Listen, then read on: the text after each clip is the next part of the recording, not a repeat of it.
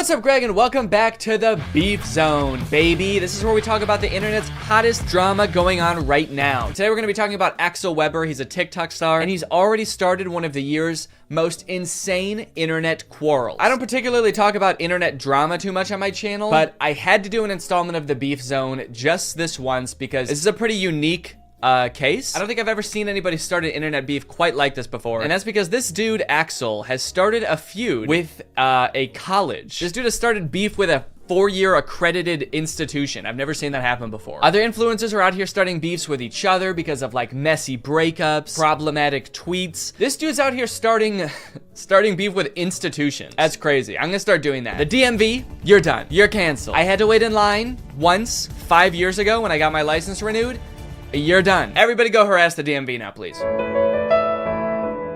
No, don't actually do that. This dude, Axel Weber, he's a very popular TikToker. He's got 3.9 million followers. He is, okay. What was that? It looked like he was calling me. Okay, it's to share to WhatsApp. I see. I click on it. He's like, hey, dude, are you making a video about me right now? No. How did you know that? So yeah, he was already really popular on TikTok. He had like 1 million followers a couple months ago, and now he's skyrocketed to almost 3.9 million followers, mostly because of this series of videos he did auditioning for Juilliard's acting school, and he did not get in. And his fans were like so upset by this that they started a war with Juilliard, which like thrust Axel into the spotlight because all of these major news outlets were like covering this dude. And so now he has like almost 4 million followers literally because he didn't get into Juilliard. Kind of crazy considering I also didn't get into Juilliard and I don't have 4 million followers on TikTok. So what happened with that? I didn't even get an audition with Juilliard. They didn't even offer me one. How fucked up is that? Where are my fans? Greg, what's going on? It's just kind of crazy that you can get famous for not doing something impressive, you know? Like if he had gotten into Juilliard, that would be really cool. That'd be worth, you know, making a big stink about, I feel like, because like nobody gets into Juilliard. Dude, did you hear about that guy who's going viral because he's gonna try to climb Mount Everest blindfolded with his hands tied behind his back? Oh no way, dude, that sounds insane. Did he actually do it? No, no, actually he did not. He's dead. He died. Not even on the mountain either. He choked on a granola bar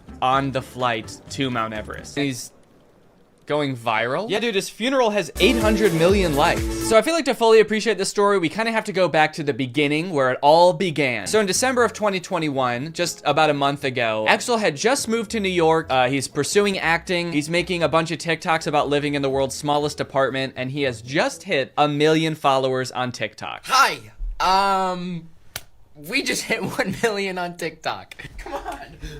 I can see why he had followers to begin with. He's like a charismatic guy. I'm sure people think he's handsome. He's got personality. He does his little dancey dance. Look at him go. But little did Axel know at the time that one Juilliard audition would change his life forever. And not because he did a good job, but because he did so bad that it changed his life forever. Dear Axel, on behalf of the Juilliard division, thank you for your interest in our program and for sharing your talent with the faculty during the initial audition. As you are already aware, due to our callback process, you are no longer under consideration for admission for fall 2022. It sounds like he already knew he wasn't getting in. It's kind of fucked up that they even sent him the letter. You already know this because we didn't give you a callback after your audition, but just so you know, you're still not accepted to Juilliard. You still did a really bad job. There's no chance of you getting in here. How many times do they have to tell him he didn't get into Juilliard? Damn. They just send him a letter every year. Dear Axel, as you may have guessed, as you are 2 years into going to a completely different school for a completely different degree, you did not get into Juilliard. Your audition was very bad, Axel. You ruined your chances of an acting career, Axel. Over the past 2 years, we have been telling every casting director and pretty much everyone who works in the industry how bad your audition was. We've had a lot of time to destroy your career, Axel, and we've done it. So it's a pretty sad video of him not getting into his dream school. I definitely feel for him, and a lot of other people did too. So basically what happened after that is a bunch of people started rallying to support him. You had like all of his own fans commenting, being like, fuck Juilliard, dude, you don't need Juilliard. Even some celebrities weighed in. Hello, Axel. Hi, Charlie. I replied to your video, but I figured I'd do a video message as well. Appreciate it.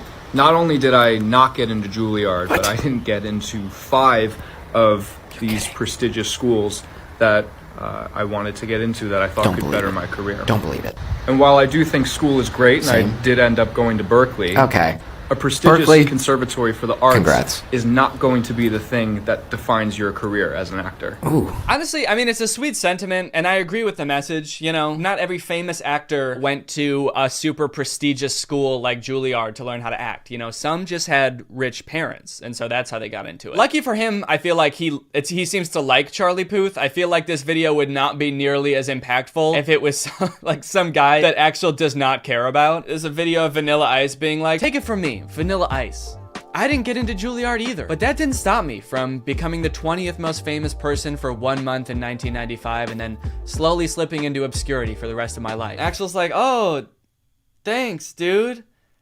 Does anyone else want to chime in? Did anyone else not get into Juilliard? Someone with like a lifelong body of work? Someone with a really impressive career? It wasn't just like celebrities reaching out to Axel either. There were like different organizations being like, hey, you don't need Juilliard, dude. Come work with us and we'll get you to where you want to be in your career. I didn't get into Juilliard. We know that. And I did get another letter to prove it. This is the 17th one they've sent me now. But I did get a modeling contract with one of the largest agencies in the world. So I am a little confused about how this happened or why Axel seems to be so like excited about it. It does seem to be like totally unrelated to what he said his dream was. I thought he wanted to be an actor and go to a prestigious acting school. Like, does he even want to be a model? I don't know if he's ever mentioned it before. I watched a few of his TikToks from like before that, and it seemed like he really wanted to be an actor. It's like a totally different industry. All right, guys, you know that my dream of becoming a professional actor didn't work out, but I am still gonna be working in the industry, it turns out. I got a job at a movie theater. I think I may be able to work my way up from there. I think you'll be seeing me on the big screen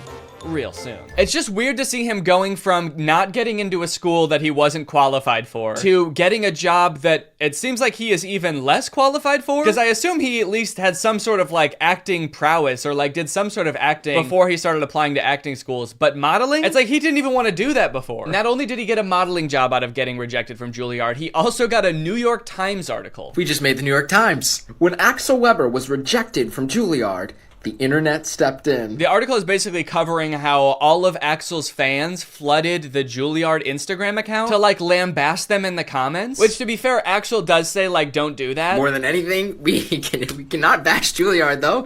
They're just doing their job. I don't want to lead you into thinking that Axel like actively encouraged this and like caused this to happen. Like he was like, fuck Juilliard. Everybody ripped them to shreds in the comments. But his videos did unintentionally have that consequence. And it's pretty crazy to read some of the comments that people have left on Juilliard's Instagram account. Let's take a look at some of them. Their most recent posts have like 0 comments, 1 comment, 6 comments. Let's go to around the time this Axel Weber drama was going on. 1,000 comments, 2,000 comments, 18,000 comments. 18,000? Dude, what were people saying? Let my boy Axel in. He deserves better. Let Axel in. Get my boy in. My dog died on campus and they tied me up and made me eat it. Doesn't have anything to do with Axel. Dude is just straight up slandering this university because his boy didn't get in. Don't worry, Axel. You should be glad you didn't get in there. All right? They made me eat my pet. You're gonna regret it when that man wins an Oscar. I honestly don't even think that they would regret it if he like ended up having a successful acting career. They really only care about the people they did admit having successful acting careers. In general, I've seen a lot of comments that have the same tone of like, I bet Juilliard wishes they never rejected my man. And it's like, yeah. Probably, but I don't think it's for the reason you think. I don't think it's like the dean's office that are like, oh, we should have never said no. He's so talented. Look at him on TikTok doing his little dancey dance. He's wearing a sweater. He's modeling. Oh, what we could have had. No, it's not them, dude. It's the poor like 20-year-old marketing intern that runs the Juilliard school Instagram account. It's the person who keeps getting notifications on their phone saying like, let Axel in. New Instagram comment. Let Axel in. They're the one that's probably like, Jesus Christ, couldn't they just fucking accept this kid? I really like this comment. Let him in, you dogs. L school. Juilliard does not care, all right? They do not care that they have 18,000 comments on one post. The headmaster of Juilliard, what is it? What is like the person who is in charge called? Is it the dean? The headmaster? The principal? I went to college. I don't know why the president. We had a president of our school. I don't think the president is reading these comments being like, L school. Oh, classes are canceled today. Go home. Everyone go home. It's also like, whoa, dude, don't start insulting the kid's dream school. You're not really rooting for him if you're like, oh, you wanted to go to that L school, Axel? That decrepit excuse for a school run by dogs? I definitely feel bad for whatever school he applies to next if he ever tries to apply for colleges again. When they get that application, they're just gonna like start sweating immediately. All right, who's next on the list of applicants? No pressure, but if we don't let this kid in, we're gonna get doxxed and swatted. Right now, you're probably wondering, like, what were Axel's chances of getting into Juilliard? Like, was he a shoo-in and like a really good actor and had like an insane experience? What is this guy's qualifications? First off, let's look up how hard is it to get into Juilliard. Spelled Juilliard wrong, so I am definitely not going to get in. Admission to Juilliard is highly competitive with an overall acceptance rate between 5 and 8%. So it's an extremely difficult school to get into. Obviously, it's like insanely prestigious. But you know, maybe he killed his audition. Maybe he's a great actor. So let's see. He has a TikTok talking about how his audition went. So let's hear in his own words how he describes it. Here's how you absolutely botch a Juilliard audition. Remember I said the only thing I can't do is an accent? I did an accent. I couldn't help it. I jest Oberon and make him smile. It just sounds better when he sounds like he came straight out of an HBO show. All right, I know it's not the point of the TikTok, but what does he mean I couldn't help it when he said he did the accent? Like, did you prepare your audition and not practice an accent at all? And then the second you get into your audition, you're like, hello, governor. Why am I talking like this? Oh, no. Did you really just decide to do an accent on the fly? Because, like, holy shit, what a bad idea. Of course you didn't get into Juilliard, dude. You went off book. You became a different nationality. Live. The guy gave me absolutely no reaction. He just stared right into my soul. I feel like that's kind of how auditions go, though. If you do a really great job, they're not supposed to be like, like right off the bat. I think they're supposed to play it cool because they can't like make you think you got the part just in case, you know, someone even better comes in and then they have to give it to that person. And what reaction was he expecting? Guys, I don't think my audition went very well. The admissions director didn't even come. He just said, thanks, that'll be all. You know what he should have done if he wanted to impress them? He should have came into the audition speaking in a British accent, and then when he was actually reading his monologue, switched to his regular American accent. They would have been blown away. I have an audition for Juilliard, January 9th. I have to learn some Shakespeare. Never even read Hamlet. I jest to Oberon and make him smile when I a fat and bean-fed horse beguile, neighing in likeness of a filly foal, and sometimes I lurk in a gossip's bowl. I don't understand what's happening. Not that I really think that this made a difference, but just a word of advice. If you're applying for a college, I wouldn't post on your like public social media something about like the application process or the audition process being like, I don't know what the fuck this means. This shit's dumb, dude. Shakespeare sounds like an idiot, man. It's also weird that like, after all of these videos of him being like, I don't know what the fuck Shakespeare is, and him being like, I randomly did an accent at the audition, that all of his fans still have his back. And they're still like, you deserve to get into Juilliard. Don't worry, we'll take it from here. We're gonna get you into Juilliard. We're gonna storm Juilliard for you, buddy, don't worry. Anything to get you in. All of this brings up a bigger topic of like, why are people so invested in this guy getting into Juilliard? This guy who like, has literally shown no prowess, no acting prowess whatsoever. He's been like, I botched my audition. I don't fuck with Shakespeare. He seems like a nice kid too. I just don't understand why people are like so ride or die for Axel getting into Juilliard. Probably a decent amount of them are joking and just thought it would be funny to like get way too into it and take his side. But I do think it's also kind of like the cute teen white boy effect, where like a fan base of 12-year-olds will literally do anything for a white guy that they think is cute. You know who I think probably hates this more than anyone? The students who actually did get into Juilliard. Just seeing this dude get rejected and be rewarded for like his not being very good at acting with a modeling contract and an extra 3 million followers. Meanwhile, you get into Juilliard and you get rewarded with student loans. I think that this guy is benefiting from a lot of privilege and maybe not realizing it. I don't know, man. He seems like a sweet kid, but also is sort of coming off a little bit like, I deserve this. Like he moved to New York expecting to get into one of the top 10 acting schools. Like that's why he says he lives in this apartment. And it seems like that sense of entitlement has been picked up a little bit by his fans as well. The whole thing kind of reminds me of like the Alex from Target phenomenon, when like just this random cute boy got like thrust into the spotlight and millions of followers because he was like attractive once. I don't know. Let's see how his modeling career is going. I wonder if he's posted any updates on that. Oh, this TikTok is called First Photo Shoot. He's a natural. All right, well, that's pretty much the whole Axel Weber thing. It seems like he's doing good now. He's got his modeling career going, and I guess we'll be seeing him on the cover of Vogue pretty soon. Hopefully you guys enjoyed this video. If you do and you're new here, make sure you subscribe and turn on my notifications to join Greg. I'll see you guys next time. Bye. Yeah, this is for anyone that said I wouldn't be nothing, said I wouldn't make it. Get ready to eat your words. 'Cause I got news for you haters. I ghosted Kevin Jonas, not responding to his text. I'm too busy getting checks. You're impressed, cause I ghosted Kevin Jonas. This is true. I'm not even trying to flex, but he's probably so perplexed. Yeah, he's stressed, cause I ghosted Kevin Jonas. The year was 2015, all on Vine, I'm doing my thing. Get a DM, who could that be? It's Kevin Jonas.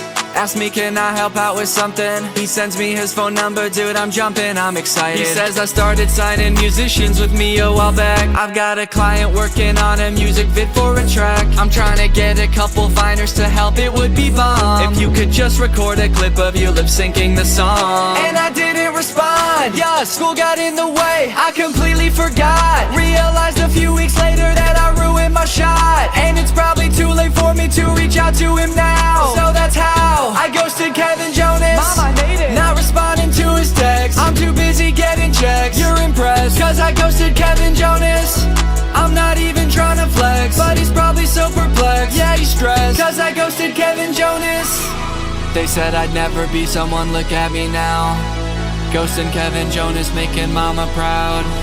Even now it's probably still haunting him, wondering when I'm gonna respond to him. I'm not surprised when I see him on TV, I still see pain in his eyes. Kevin, if you're out there, I'm sorry for being a dick, and this might not make you feel better, but I wish it was this. I ghosted Kevin Jonas, not responding to his text. I'm too busy getting checks. You're impressed, cause I ghosted Kevin Jonas. I'm not even trying to flex, but he's probably so perplexed. Yeah, he's stressed, cause I ghosted Kevin Jonas. 800 new texts from Kevin Jonas. Hey, but it's been 7 years, I'm starting to think you don't like me, haha. Just kidding, but seriously, what the hell? You can tell me to fuck off, I won't care. You son of a bitch, I trusted you. I ghosted Kevin Jonas. I ghosted Kevin Jonas, not responding to his text. I'm too busy getting checks. You're impressed, cause I ghosted Kevin Jonas. This is true. I'm not even trying to flex, but he's probably so perplexed. Yeah, he's stressed, cause I ghosted Kevin Jonas. What's up, Greg? I hope you're having a great day. Today, I have a very special video for you guys because I am joined by Chad. Hey. Chad is waving, and she's dancing, and she's so happy to be here. I actually can't see her because of the way that this call works, so... I think you're gonna be shocked at the dance moves that I just pulled. I practiced them before I came on here. That makes sense. And if they're not, I'll just edit them so that they are really cool. Okay, well that won't be necessary, but okay. If you feel like you need to do that. I do. Okay. Well, I'm gonna go. Chad, I've got a really exciting video topic for us today. Have you ever seen this account? It's called Fabiosa Animation. Well, I'm still looking at your Audacity. What? So, yeah, I have seen this before, actually. Oh God, no. Can you see Fabiosa Animation now? My fiance married my sister. Yeah. Okay. Yay! You have a lot of bookmarks. What, these? Those. Are you impressed? No, I'm stressed. They're important. You never know. I might have to like get some royalty-free music really quick, or go to therapy. Doctor. This is a mood, honestly. Well, thank you for totally lambasting my desktop setup here. You're welcome. That's what I came to do. Yep, and now you can go. Okay. I threatened to leave for the second time in like 10 minutes. It's kind of funny because I can't see you, so I actually wouldn't know if you left for a second, like if you just were silent. Let's get into the video. This account is called Fabiosa Animation. Their account is described as a place where you can discover other people's stories and share your own ones. So we're like co-owners of this page? We can post on here? Yeah, I guess so. Well, first off, it seems like all of the stories here are true. Of course they are. And we somehow should have access to post our own animated stories to this account. I have a few of those. Let me just upload those real quick. All right, so let's play this. It's called My Fiance Married My Sister, as you saw. First off, it's way too loud. I don't know if it is for you, but I'm gonna turn that down. Can't hear. Oh my God. Can you hear this? Yeah, I can hear it. But now I can't see the screen. Oh, goddamn. So, do I have to choose between like the audio or being able to see it? No. If you want me to pause at any time, let me know, since you can't do that remotely. Okay, is there like a code word for pause that I should use? You have to say... Synonym for pause. Adjourn. All right, yeah, we'll use adjourn as our code word. I went on a date instead of my twin sister because she broke her leg. Bruce was like a man from a fairy tale. Who is Bruce? Why do they say Bruce like we're supposed to know who Bruce is already? The whole story starts like we're in the middle of a conversation, or like we've known these people for years. Like, why? What happened to her leg? And it's just assumed. It's like, I went on a date instead of my twin sister, because she broke her leg. As you know, how she broke her leg. And since she broke her leg, the next logical thing for her to do is get somebody else to go on the date with her. Because you can't postpone dates. That's how you lose a man like Bruce. And you don't want to lose a guy like Bruce. He's a great guy. Well, yeah, he's like a man from a fairy tale. tale. You know, the type of man who will break up with you if you're late for a date. If you're late for a date because you broke your leg. It is kind of interesting they use the phrasing, Bruce was like a man from a fairy tale, because there are like really nice, you know, like Prince Charming type guys in fairy tales, but there's also like witches and like evil men in fairy tales as well. Jekyll and Hyde, is Jekyll and Hyde count as a fairy tale? Would that be a fairy tale? I feel like fairy tales are stories you tell the kids. I feel like that was like an adult horror novel. I tell my kids about Jekyll and Hyde, the many kids that I have. And how many kids do you have? How many is the max of kids you can have? I actually have this bookmark. What is the legal number of kids you can have? All right, well, let's figure out if this guy broke her leg or what. You're gonna go out with Bruce until my cast comes off. Now at this point, the twin is like falling in love with Bruce, I guess. And now she has to go on every date until her cast comes on, which I assume is gonna be like months, right? But why is she upset about it? She just said it was the best date of her life. Yeah, she looks pissed. Maybe she's like angry that she's gonna have to stop dating him at some point. Maybe she's like planning to kill her sister right now. She's thinking ahead. Yeah, you're right. Bruce introduced me to his son Lucas. Lucas never spoke after his mom died. The music in these is also like a little bit too like peppy and yeah, it's a little too happy. Lucas never spoke after his mom died. Lucas was a deeply troubled child, and I'm like banging my head over here. Is horrifically traumatized. But it looks like he's about to speak, if I had to guess. He looks pissed. He never let anyone near him. She's pretty near him. Adjorn, she's pretty near him. Adjorn, she's near him. She's near Lucas. Adjorn. Do you think we should just play this on like 1.5 speed? Yeah, I hope you can read fast. I managed to get through to the lonely little boy. The little lonely boy. Oh, the little lonely boy. You can't mix those two up. All right, let's see how good the music is at 1.5 playback speed. Laura's cast was off, and she could walk again. I'm finally gonna meet Bruce. I don't know if this is just a weird way to word it, but she's like, I finally get to meet this guy. I'm just trying to think of a situation. So if this was like an online dating kind of thing, right? Where they haven't met yet, and then she breaks her foot, and she's like, oh, well, I don't want him to think I'm a catfish, so you need to go. And you need to date him for a month before I even know if I like this guy at all. So for all we know, like, Laura doesn't even know if she likes Bruce at all. And she's about to go back into this relationship where Bruce thinks he's already introduced her to his kid, and they're like closer than he's ever been to anyone since his mom died. His walls are finally breaking down. He's letting her play with pirate ships with him. He's just a little boy now and not such a little lonely boy. Laura tortured me every day. Adjourn. She's doing what? Laura waterboarded me every day. Laura pulled off my fingernails each night. Laura broke my leg, and now she's dating Bruce. Oh, she tortured me every day talking about dating Bruce. Oh, okay. I'm getting married to Bruce. That day, my heart was shattered. When Laura introduced me to Bruce, he said that my sister and I were totally different. But Lucas recognized me at first sight.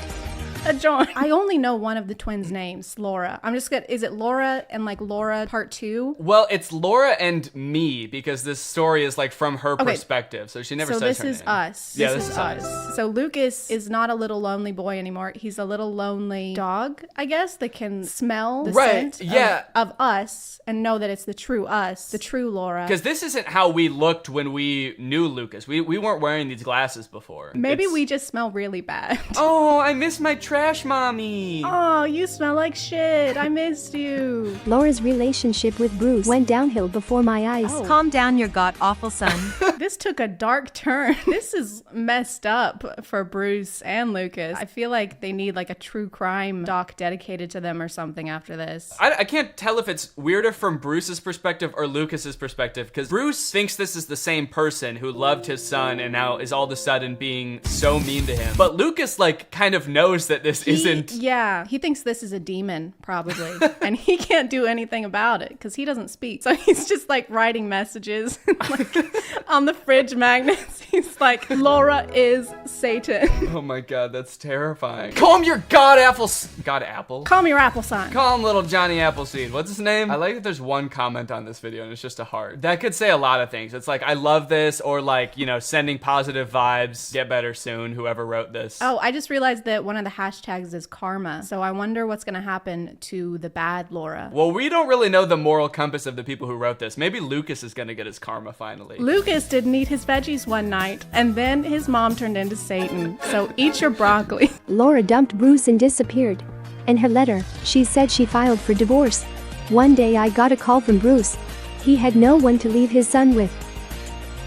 The princess tricked the prince, and she suffered for it. Well, she's like reading him a story that is like thematically the same as what's going on in their real life. There's actually nothing. That's a blank notebook. She's just making it up as she goes. She suffered greatly for deceiving the prince. Laura was an annoying bitch. Sorry? No, I coughed. Oh, okay. Thought you said adjourn.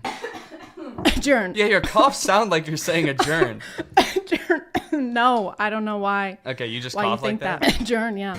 It was you. So now, if you found out this had happened to you, if you were in Bruce's shoes, would you be like, oh, thank goodness you're back? Or would you be like, why the fuck did you lie to me? No, the second one. Yeah, I feel like I'd have a lot more questions. They still haven't explained why they would need to switch places if she had a broken leg. Because you can still do things with a broken leg. Right, unless Bruce on like, right when they matched on Tinder was like, oh, thank God I finally found somebody that doesn't have a stupid broken leg. On the requirements, it says, don't message me if you have broken legs. I'm sorry I lied. Don't cry, Mom. He spoke! And he called her mom, or us. He called us mom. Yeah, he called us mommy, and we're his new mom. And they walk off into the sunset together. I don't know if that's the best message. People might impersonate who you think you're dating, but you should forgive them. Forgive them and let them into your home and let them raise your child with you. And let them around your young, already traumatized son, and let them bond. Do you see this? What the fuck? Just so you know, there's no way this ever happened. What happened to this being our story or whatever? What is this highlight story with the armpit? So this looks like their top something of March 21. Let's go ahead and check it out. I became a mom after my husband passed. Why are the children fully clothed in her womb? Oh, yeah, he's got a little shoe. That child is like 3 years old. I gave birth to a 5-year-old kid twice after my husband passed. I gave birth to my husband after my husband passed. It's like a full-grown guy. I dated Deep Pocket John. I became his lover. I broke my husband with my nose. Whoa. I guess we're only seeing like 30-second clips of this. There's just such whiplash. What is happening? There's like information overload. I can't. I got invested in that first story, and then all of a sudden it's like... I was trying to figure out what deep-pocketed John meant, and then there's just a massive Pinocchio situation. Does she mean like she broke him emotionally? Please, shrink your nose, please. Your nose is tearing our family apart. Okay, hold on. We gotta watch this whole story, and you better believe we're gonna watch it in 1.5 speed. My hubby hated my long nose, and his birthday gift to me was a nose job. So maybe it is gonna be emotionally. He just hates her long nose. And there's nothing wrong with his face, right? His face is totally normal. That is the most attractive man I've ever seen in my life. Why did he marry her in the first place? It's a good question. Maybe her nose got longer. Maybe she is Pinocchio. She told too many lies. If the nose was a byproduct of excessive lying, of being a liar, then yeah. But I don't think getting a nose job makes you not a liar anymore. It takes back all the lies if her nose goes back to normal. Yeah, you have to go see Dr. for that.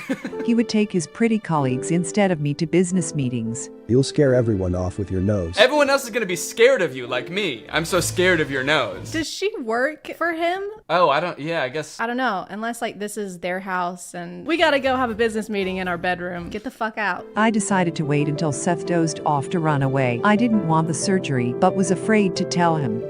I didn't see Seth when I slammed the door. Oh no. Are they gonna give him a long nose during the surgery? The only way we could save you is with a nose transplant. And his wife walks in with no nose and he's like, oh my God. Where's my wife? Did you not know who gave you the nose? Oh my God. My hubby yelled that I'd ruin his life. This is like the worst person in the world and they're going through such turmoil, but she still calls him her hubby. That's what I was thinking. Yeah, it's kind of too much of an endearment to be like, my hubby is an asshole and I tried to run away from him. Oh, my hubby. Aw, my little baby hubby yelled at me. He's got bigger problems than his nose surgery, dude. There's like debris debris flying out of his mouth while he's yelling at her. His mouth is like upside down. It's like they rotated it. He's got kind of like a fish-shaped mouth, right? I don't know. I've never really looked at fishes' mouths that much. Lucky for you, I've got a bookmark for this. You have a bookmark. Of course you do. It's like they're like kind of upside down style. Yeah, that's kind of what my mouth looks like, actually. And what were you saying about it? I said that's the best kind of mouth that you could have. And for the first time, I went to a business meeting instead of my hubby. No one paid attention to my nose, but they noticed my experience and expertise. That's when I found confidence. She gained so much confidence that her nose shrank.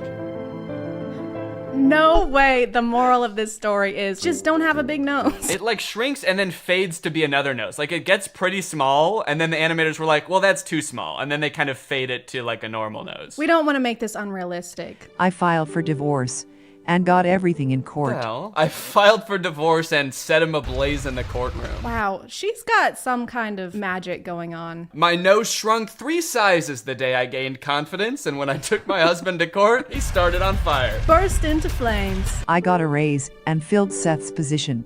He didn't want to become my subordinate and preferred to quit. So is he like permanently disfigured now? Like I feel like it's been months and he's still in this face cast. He was talking about how she's ruined his life, but if you mess up your nose, they just put it back. Getting a broken nose is a pretty easy thing to fix, I believe. They just kind of and like... you can also still do your job with a nose cast on. I feel like they don't have a good comprehension on what happens when you get injured. The owners of this page, like if you break your leg, you can't go on dates. If you break your nose, you're gonna get fucking fired. Yeah, these stories are kind of about like, hey, it doesn't matter like what you look like, but it also is kind of like, but it does a little bit. It does a lot, actually. A few weeks later, Seth fell off the radar. Fell off the radar. A few weeks later, Seth went rogue and disappeared into the woods. A few weeks later, Seth became Jason Bourne. Whoa, what? Like, whoa, there's a tornado. Wait, what? A couple weeks later, a tornado swept Seth off the radar, leaving only his shoe in his wake. A few months later, I ran into Seth. He got hooked on plastic surgeries. Oh no. Now he's got a fish mouth and a pig nose. So like, is the moral of the story gonna be, haha, now he's ugly? And so they like started it off being like, it doesn't matter what your nose looks like. And now they're like, unless it looks like that. Unless it looks like a pig. When he saw me, he set off running. I watched him hightail it away thinking, karma truly is a thing. What a profound thought. Wow, it took her a while to come up with that. When you really think about it, karma. That's all I have to say. Don't let anyone make you feel insecure. Love yourself and others will love you too. Wow. That's not what I got from this. Yeah, it's actually her fault that he was an asshole to her. Ladies. Ladies, if your husband is being mean to you, probably your fault. It's your fault. Just be more confident or get a nose job, then you'll be fine. Just get over it. This one's called Her Stepdaughter Ruined Her Wedding Night. This is about to be about another disturbed child. On my wedding night, my stepdaughter came in and took my hand. I pulled away and Casey ran off. My husband didn't believe me. It was just a dream. He starts gaslighting her immediately. That didn't fucking happen. But I mean, it's not even something that like I would bring up. Like if the kid came in the room and was like at the bed and was like, came and touched your hand, whatever. Maybe they had a nightmare and... I know, she's like, Mommy, I'm scared. And her instinct was like, ugh! Yeah, she went, oh, what the fuck? Go away. And then the kid was like, oh my God, oh, no one loves me. Next morning, her husband is like, you're crazy. Yeah, I was awake looking at your hand. I didn't see anything. He's got a night cam, only zoomed in on her.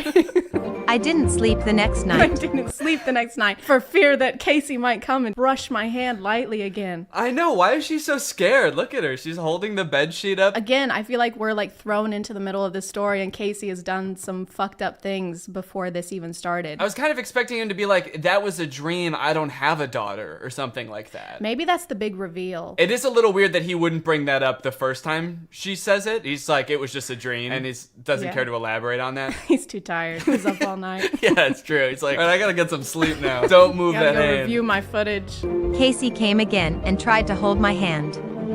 She was clearly jealous over her dad. She's just like reaching out and trying to make a connection, and this adult woman is like, get the fuck out of here. Do they see each other during the day at all? Or like, is this the only interaction that her and this girl have? Look at his face.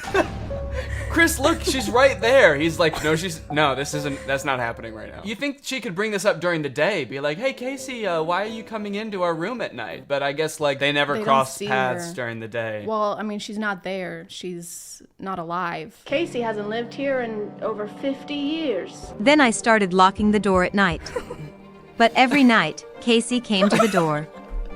This poor girl. So sad. Look at her. I know. She's got her bear. She's like, my life has kind of been upturned. My dad got remarried. This is a big change for me. I'm trying to reach out in my own way, trying to make a connection. Oh, the door's locked. Also, my dad doesn't speak to me. He refuses to admit I'm real. She never left us alone.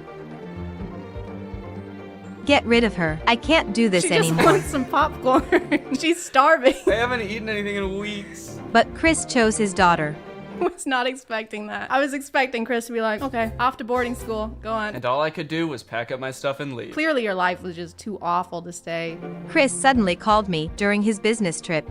Casey's missing. I was glad now it'd just be the two of us. What? Fuck you! Fuck you! What the hell? Are we supposed to be on her side? I know, it's like the story is from her perspective. I feel like we're supposed to be like, oh my god, fuck Casey, dude. Yeah, I think in all the other stories so far, that the main character was clearly like the sympathetic character. Also, why did he call this woman who's been nothing but mean to his daughter and be like, hey, can you help me find her? He's like, Casey's missing. She was like, yay! And then hung up. At that moment, Casey came up to me. She was crying and begging just to hold my hand. Is she gonna slam the door in this kid's face or what? Get out of here! Leave! I don't want to hold your fucking hand. My mom was sick for a long time. Before she died, she promised she'd come back to me as another woman. God. Why would she say that? I am gonna die, but the next woman you see after I die is gonna be me. Well, no wonder she was like confused. I might look different, but it'll definitely be me. What is wrong with this mother? I know. She is not preparing her for the reality ahead. Oh, how will I recognize you? She's gonna be like, I'll hold your hand.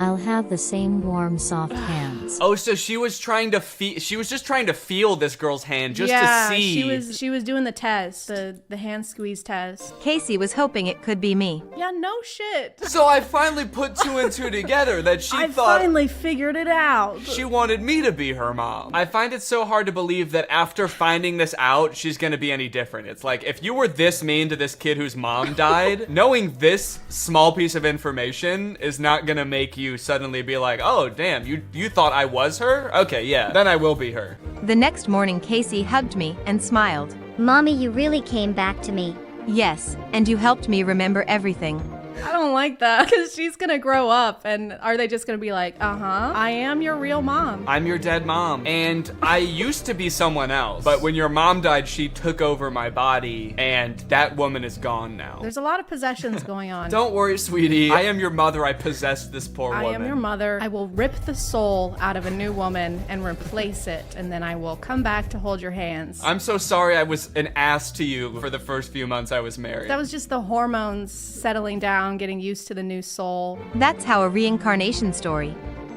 helped me find my beloved daughter. So are we supposed to think that she's actually the mom? They're not just telling that to the kid. They're telling that to us too. You know, we're gonna grow up someday too. I feel like I'm being gaslit. I know. They spent this whole story like this is just some woman who met this guy, and then they're like, and remember now that she's the mom? Remember how we all knew that that was the mom the whole time? Remember that? Casey truly believes a part of her mom lives in me. That idiot. That dumbass. I really feel like her mom, and I'll never tell her otherwise. Maybe you should. Maybe Casey will figure it out. It's like Santa Claus or the Easter Bunny, only it's like, I'm not your real mom. Do you remember how old you were when you found out that your mom wasn't really some dead woman possessing somebody? I was 18 and I cried. It is worth noting, they have a YouTube channel, Fabiosa Animated, and so they have all these animated videos, but they do have a not animated channel too, and these are all live action stories. They're kind of like Darman videos. Yeah, the titles, the thumbnails are literally just Darman. Wait, there they go with hubby again. Hubby denied me a hospital my birth. Sweet hubby let me die. Hubby check. Hubby wanted me to suffer through childbirth. Well, do you want to do the most popular video, short lesson to see real beauty? Sure. Cover your ugly face or go home. My mom became a teacher at my school and made my life hell. You are gonna dress like the Phantom of the Opera and you are gonna like it. And you're gonna sing. I've never seen the Phantom of the Opera. Does he sing? The only thing I know from Phantom of the Opera is that song that's like, sing for me. Do you know that? No, but Never mind. if you keep singing it, I might. Luckily, I have it bookmarked. This is the only way I know this song from Phantom of the Opera. Take a closer look at that snout. Okay, well, anyway, let's get back to the video. Why would you choose this mask? No one will suspect anything's wrong with you. She forced me to hide my birthmark under a mask every day. I wasn't allowed to tell anyone she was my mom. It hurt. I decided to have surgery so she wouldn't be ashamed of me. Doc asked for my parents' genetic info. This set is the same one that they're using for the school. So this doctor is actually, they're just in the janitor's closet. Yeah, the janitor just put on a blue hat and was like, I'll do it. He got this stethoscope from the biology teacher. His name is Doc. Hi, I'm Doc. This is my office. I'm going to be using these brooms to cut your face open, and I'm going to put my face on your face. This is my certificate. I secretly went through my mom's files and found this. So the doc asked for her parents' genetic info? Is that what that said before? And so she's like, oh, my mom will have that in her files. She'll have like her DNA sequence printed out on millions of pieces of paper. I keep my genetic files on the fridge. Like homework you aced or something? Yeah, I'm really proud of it. Look at these genetics, man. A photo of my dad with a woman who had the exact She's same not a real mark. mom. No wonder she's mean to her. No wonder she wouldn't let her tell anyone that she's her mom, because she's not. Just like, quit saying that. I don't know you. Casey. Yeah, Casey's all grown up. I couldn't believe it. Mitzi wasn't my mom. After mom died, dad married Mitzi. She hated me ever since. Adjourn. She said, but this means that Mitzi isn't my real mom. After my mom died, my dad married Mitzi. So you knew that your dad married Mitzi? This makes a lot of sense because when my mom died, he did marry Mitzi. And then she became my mom. So I guess she's like not my real mom. Mitzi came, she tried to hit me. Social services intervened. She was charged with child abuse. Is this what child services look like? It's like a SWAT team. That's also the janitor / plastic surgeon. Put on these handcuffs. And she's like, this is a broom. What are you talking about? Put on these brooms. Dad's parents moved in. Dad's parents moved in. They think my mark makes me unique. Where's her dad? He's the janitor at the school. Oh my God. Of course. I can't believe we didn't see that before. Wow, these are like mini Netflix movies. With music. With music. Sparkle. Yeah. I wish Netflix movies had music. I've never seen a Netflix movie with music now that I think about it. She was just upset the birthmark reminded her of the guy's previous lover. She did this out of jealousy, that she wasn't his first probably. Why is this person like speaking from experience? Yeah. I personally think Mitzi was justified in all of her actions. It's not bad. She was just a little jealous. She's just a little jealous gal. I don't think that we should judge her for that, personally. All right, well, honestly, I feel like we covered a lot of ground here and we watched a lot of good stories. Did you enjoy them? Yeah. We learned a lot. I feel more confident. I noticed that over the course of this collab, all of your flaws have shrunk significantly. So disfigurations. Which ones are you referring to? That I had. Apparently, kind of strange to say that. I am more confident. I was gonna make a joke. You were like talking about my flaws, and I was gonna make a joke about how at least I don't have a fish mouth. Holy shit!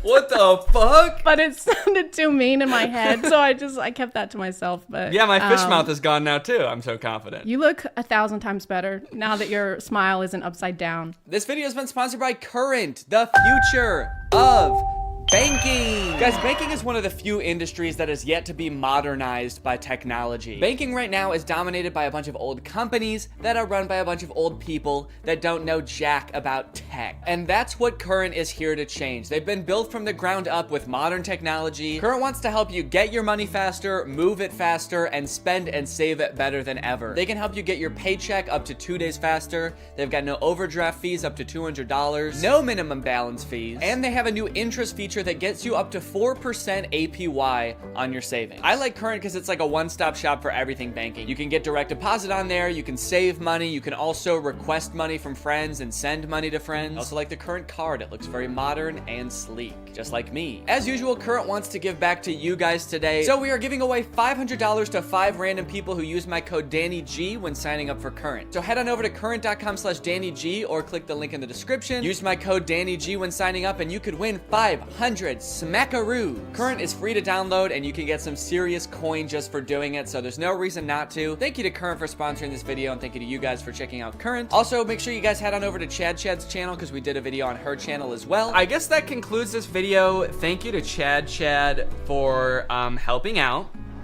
Chad, if people want to subscribe to you, what should they do? Where should they go? Did you leave? YouTube and Instagram, Twitter, I guess if you want, the ChadX2, because somebody already had Chad, and I don't feel like doing the paperwork to get that username. So the ChadX2 everywhere. All right, you heard it here, folks. Go subscribe. And I'll see you next time. Bye. All right, guys, I'll admit I am very late to this topic, potentially even like a month late, depending on when this video comes out. But in my defense, I'm a dad now, all right? I have a baby. He's 5 months old. I have better things to do than sitting here talking to a camera alone in my room. Like watching Jason Nash live stream on TikTok. All right, Sandra, thank you for the money. Kevin, thank you for the money. Can you guys send me $1 million? Turns out I can do both at the same time though, so now I'm here. If you've been on TikTok lately, there's a good chance you've seen former Vlog Squad member Jason Nash constantly live streaming, compulsively urging his fans to send him money. I know I have. A lot. This man is constantly live. Here we go, 118. Guys, don't forget to follow my podcast, All Good Things Podcast. We just spoke about it. We need... If you enjoyed that 30 seconds of silence, guys, make sure to go check out my podcast. You're gonna love that. It's completely silent for an hour. Like me, a lot of people were pretty confused to see this. At one time, Jason Nash was a part of the most popular group on YouTube, and now he's battling the Joker for gifts on TikTok. What a way to start the day with Tommy Coach. Tommy, thank you so much for being here. If you've never seen one of these TikTok gifts battles before, basically there's two creators and you send gifts to the respective creator that you're watching. This bar at the top indicates who has the most gifts, and when time runs out, whoever has the most gifts wins. Their prize? All of the gifts that they got during the battle. And then the second place person also wins all the gifts that they got during that battle. So needless to say, there's a lot at stake. This is a live stream where Jason is actually battling his wife, Naveen. Why don't you come down in the room? I'll let you in. You can come back in the house now. Yeah, come back in the house, man. You look like Batman standing over the city. Now, hang on. If they're married, aren't the gifts just going to both of them? What kind of charade is this? Now, at first, I kind of assumed that most of the people watching these live streams were children. And I was like, ooh, that is super weird, just like asking children for money. You're basically just asking them to steal their parents' credit cards. In a way, I sort of thought of Jason Nash as like a babysitter, but he's also babysitting 1,000 other kids.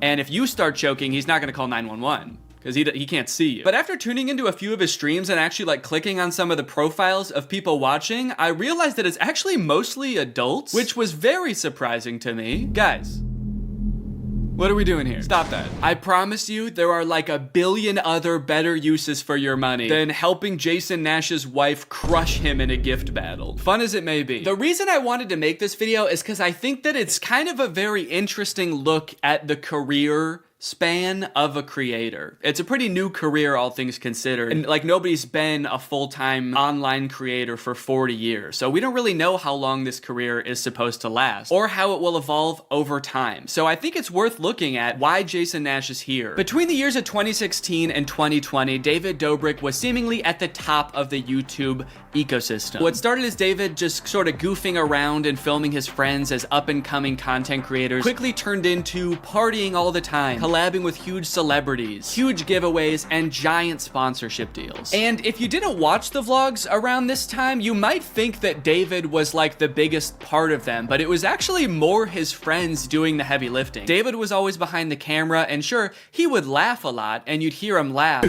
But I really feel like the reason people tuned in was sort of to live vicariously through David and experience the goofiness that was all of his friends. So while all of the vlogs were on David's channel and David was inevitably the most popular member of the Vlog Squad, I really feel like he owes most of his success to his friend group. But it was a fun time. I watched a lot of the vlogs back in the day and I really enjoyed them. It felt like you were a part of this friend group. And in a lot of ways, you were like the members of the Vlog Squad, because like the members of the Vlog Squad, you also were not getting paid for your appearances in the videos, which is something that I always found kind of weird. David's friends never got any sort of payment. Their only payment was in exposure. And so what kind of ended up happening was, because everybody else around David wanted to launch their careers off of David's vlogs, they all started vlogging too. But because they would always be hanging out together, all of their vlogs seemed to be just like the same situation from a bunch of different angles, and everybody was holding vlog cameras. It got pretty out of hand for a while there. Eventually though, during the pandemic, a bunch of stuff happened that caused David to take a step back from vlogging. Mainly a bunch of scary accusations about one of his best friends, Dom, and also him almost killing one of his other best friends, Jeff Wittick, by slamming him into the side of an excavator. After losing a bunch of followers, and probably more importantly, a bunch of sponsors, David posted an apology saying he was gonna do better. He said he was gonna take steps to make sure his vlogs were a safer environment for the people in them. And I want to be able to have a place of checks and balances. I want to have HR. If he had to choose between quitting vlogging or doing it safer with an HR team, he was gonna do that. And then he quit vlogging. Currently, David is still presumably very rich. The only place he really posts is on Snapchat, and from what I can tell, he mostly just goes around and tours really expensive houses and parties a lot. He doesn't seem to have any ambitions of creating more content on YouTube. In a lot of ways, he's sort of like the Great Gatsby of social media now. But without David sort of manning the ship that was the Vlog Squad, a lot of the other members basically had to figure out other avenues and other ways to make money and maintain their following after the vlog ended. Zane and Heath have a pretty successful podcast now, so does Jeff Wittick. Carly and Aaron, I believe, have a podcast too. But I feel like Jason Nash, out of the entire group, is having the most trouble adjusting to the post-vlog era. He has a podcast, but it's definitely not getting the same numbers that his podcast with David did, views, back in the day, which David also quit. Despite them, I think, getting a bunch of really great offers that would have changed Jason's life, David decided to quit because he didn't want to do that anymore. He wanted to be the Great Gatsby. So Jason has now been left to fend for himself, and it seems like TikTok gift streaming is what he has turned to. You excited to go to dinner?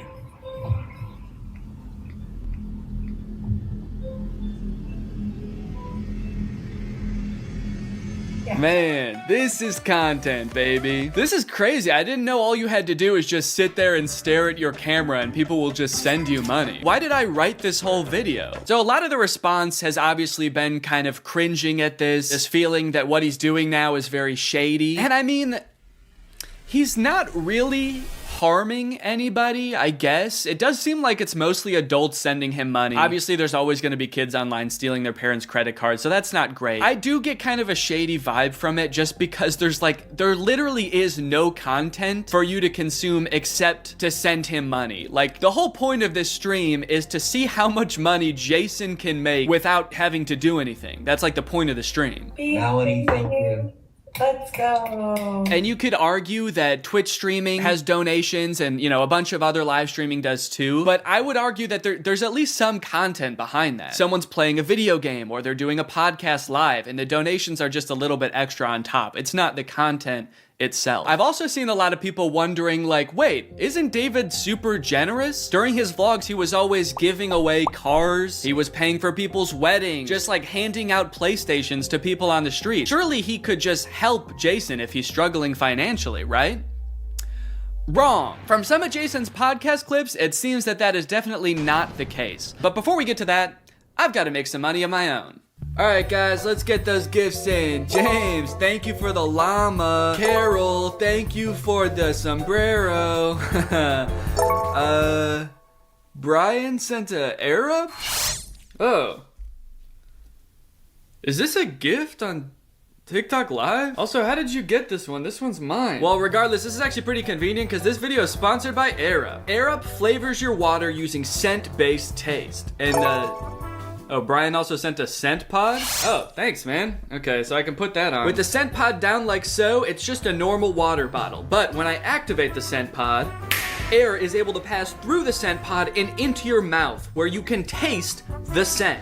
Send me money. I like to bust out my air up while I'm getting work done. It gives my water a little bit more which is what I need when I'm trying to focus. This one right here is lime, and it is excellent. Someone said, come to Brazil. I'm busy. Air up is a unique hydrating experience. You can't get this anywhere else, buddy. No chemicals, no sweeteners added to the water, just plain old water into my plain old mouth. The scent pods come in a variety of flavors. I really like the lime and the peach. My editor, Jake, is really fond of cherry. So no matter what kind of flavors you like, there's there's bound to be a couple for you. You want to spice up your hydration experience, click the link in the description, get yourself an Air Up, get yourself some scent pods, put your mouth on the nozzle, and suck away. You look really tired today. That is mean. Thank you to Air Up for sponsoring this video, and thank you to you guys for checking out Air Up. Now back to the video. About a month ago, when Jason was in the thick of his live streaming every day, he posted this podcast where he and a bunch of David's mutual friends talk about how different life is now that David's not vlogging anymore. Like, the thing is, like, David's in this, like, moment in his life. Yeah, where he can do anything. Where he just parties. Oh no, Jason. The look on your face, man. Jason's like, don't look bitter, don't look bitter, don't look bitter. Where he can do anything. Perfect. He can do whatever the fuck he wants now. He calls me to play pool. And I'm like, I gotta go live, and I don't expect him to understand that. You don't expect him to understand that you have to work to make money? You know he did that too, right? I wouldn't expect him to understand that, man. He hasn't had to work in, gosh, what is it, 2 years now? I hate to say it, Jason. I think he gets it. I just don't think he cares. Like, I'll say things like, I'm losing my house, and he'll be like, oh, but just come play pool. I just don't think he cares. Dude, Jason, haven't you learned anything from being friends with a popular YouTuber? You just told him you might lose your house, and he invites you over. You think he really wants to play pool? Dude, he's probably gonna Mr. Beast you. He's probably inviting you over so he can, like, surprise you with a new house. He might make you do Squid Games for it, but you have a chance to win a new house. Maybe he'll give you a new car. Or, you know, surprise you with his new car like he did that one time. My surprise to you is that I'm buying myself a car. I know, right? That was cool. I will say it is interesting that David seemingly stopped doing the extravagant giveaways once he stopped doing the vlog. I wonder what the correlation there is. That's kind of weird. There was a great TikTok that he sent, which was like some guy, it's just the guy that has like a lot of money and can do anything all day. He's like, oh, Diplo's having a party tonight? And like, it's literally like things that David has said. David sent Jason a TikTok of a rich, out of touch guy being like, oh my God, dude, this is so me. Dude, look at this TikTok. This is so me. That moment when you're rich and you're partying with Diplo and you're talking about how much you hate Jason Nash and how poor Jason Nash is. Guys, comment below if you found this relatable. But if you think about it, though, from 18 to like what, 23, 24. Oh, he was hitting it. He never drank. I don't think he ever drank. Even when we would visit him, we'd be up till like midnight, just like watching the edits, just like. Wow, he worked hard for 5 years? Let the man party, dude. Please do not burden David's poor, gentle soul with your financial woes. Just let the man play pool and play with him, for God's sake. I mean, look, I don't doubt that he worked hard. The dude posted 3 vlogs a week. I'm sure it was a lot of hard work, but you know who also worked hard? Everybody in his vlogs. I mean, that dude just said it himself. They all stayed up with him until midnight watching the edits to make sure they were good. This was a group endeavor. And I know what people say. They say like, well, David gave them the opportunities, you know? He didn't have to make them famous. Yeah, he kind of did. That was like the whole point of his vlogs, was his friends. David wasn't just making them famous because he was a good, generous guy. He was doing it because that's what was working. They made him famous as much as he made them famous. Now it's like the complete opposite. Everyone's like working, and here's him just like, hey, what are you doing tonight? And it's like a Tuesday night. Everyone's working. Yeah, man, that is kind of a crazy switch. Whereas before, David was working and everyone was helping him. Now everyone else is working, so naturally David is partying with Diplo. Naturally, a lot of the conversation around Jason's live streams has revolved around the confusion as to why he wouldn't just get like a normal job if he was strapped for cash, or if like the social media thing wasn't working out. Can someone make Jason Nash a fucking DoorDash account? People are wondering, why is he pursuing this career that is like universally seen as embarrassing or cringe, rather than just getting a 9 to 5? And I totally get that criticism, because I do love being a creator. I love getting to be my own boss. I love being creative on a daily basis, working with people that I'm really inspired by, entertaining people. But if this exact version of being a creator stopped being feasible, would I start doing gift streams on TikTok? Hell no. And not even necessarily because it's like embarrassing or cringe. It's just that like what I enjoy about being a creator, that does not accomplish. There's no being creative. There's no entertaining people. At a certain point, you like strip out all of the fun parts of the career and you just have only the most superficial parts of it left. Just money and fame. So no, if like this YouTube channel didn't work out anymore, there's a billion other things I would rather do that would be more enticing to me than like gift streaming on Twitch. But maybe Jason likes it. He doesn't look like he does, but maybe he does. On the other hand, I could say that Jason is also older. He's lived a lot more life, he's had a lot more experience, and his career in the entertainment industry has gone through a lot more ups and downs than mine has. From what I can tell, Jason has been a stand-up comedian, he's been in TV shows, he's been a podcaster, a Viner, and a Vlog Squad member, and now a TikTok live gift battler. Between all of those seasons of his life, I'm sure there was downtime where he could have thought, oh, maybe this isn't for me, I'm gonna get up and go get a normal job. And then, lo and behold, the next opportunity comes along. So in some sense, I do understand if Jason's mentality is like, maybe I'm just gonna do this for a little while until I get my next thing off the ground. And I know that when I started Vine, people said the same thing to me. They're like, what are you doing? Why are you doing Vine?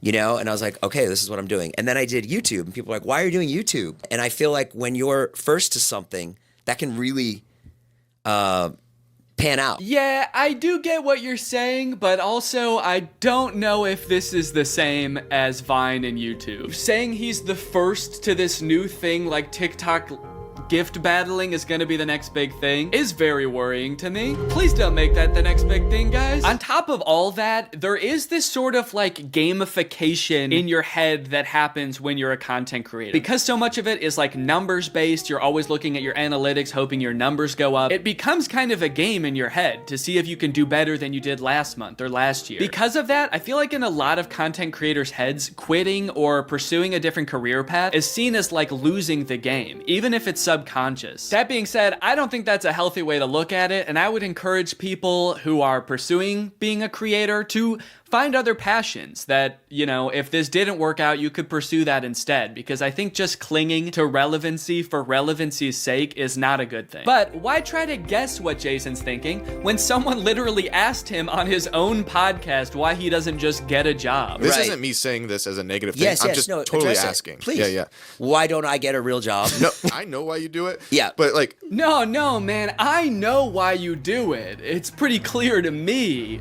But, could you tell everyone else why you do this? Someone said that the other day, why don't you get into real estate? I'm like, I hate it. I don't have a real estate license. Bo Graney? Oh yeah, I forgot. You have to be born with a real estate license to do real estate. But darn, Jason Nash was born with a TikTok account. So he has to do that instead. Right. Now look, would I be on TikTok Live if I wasn't in like a financial hole? I don't know, probably not.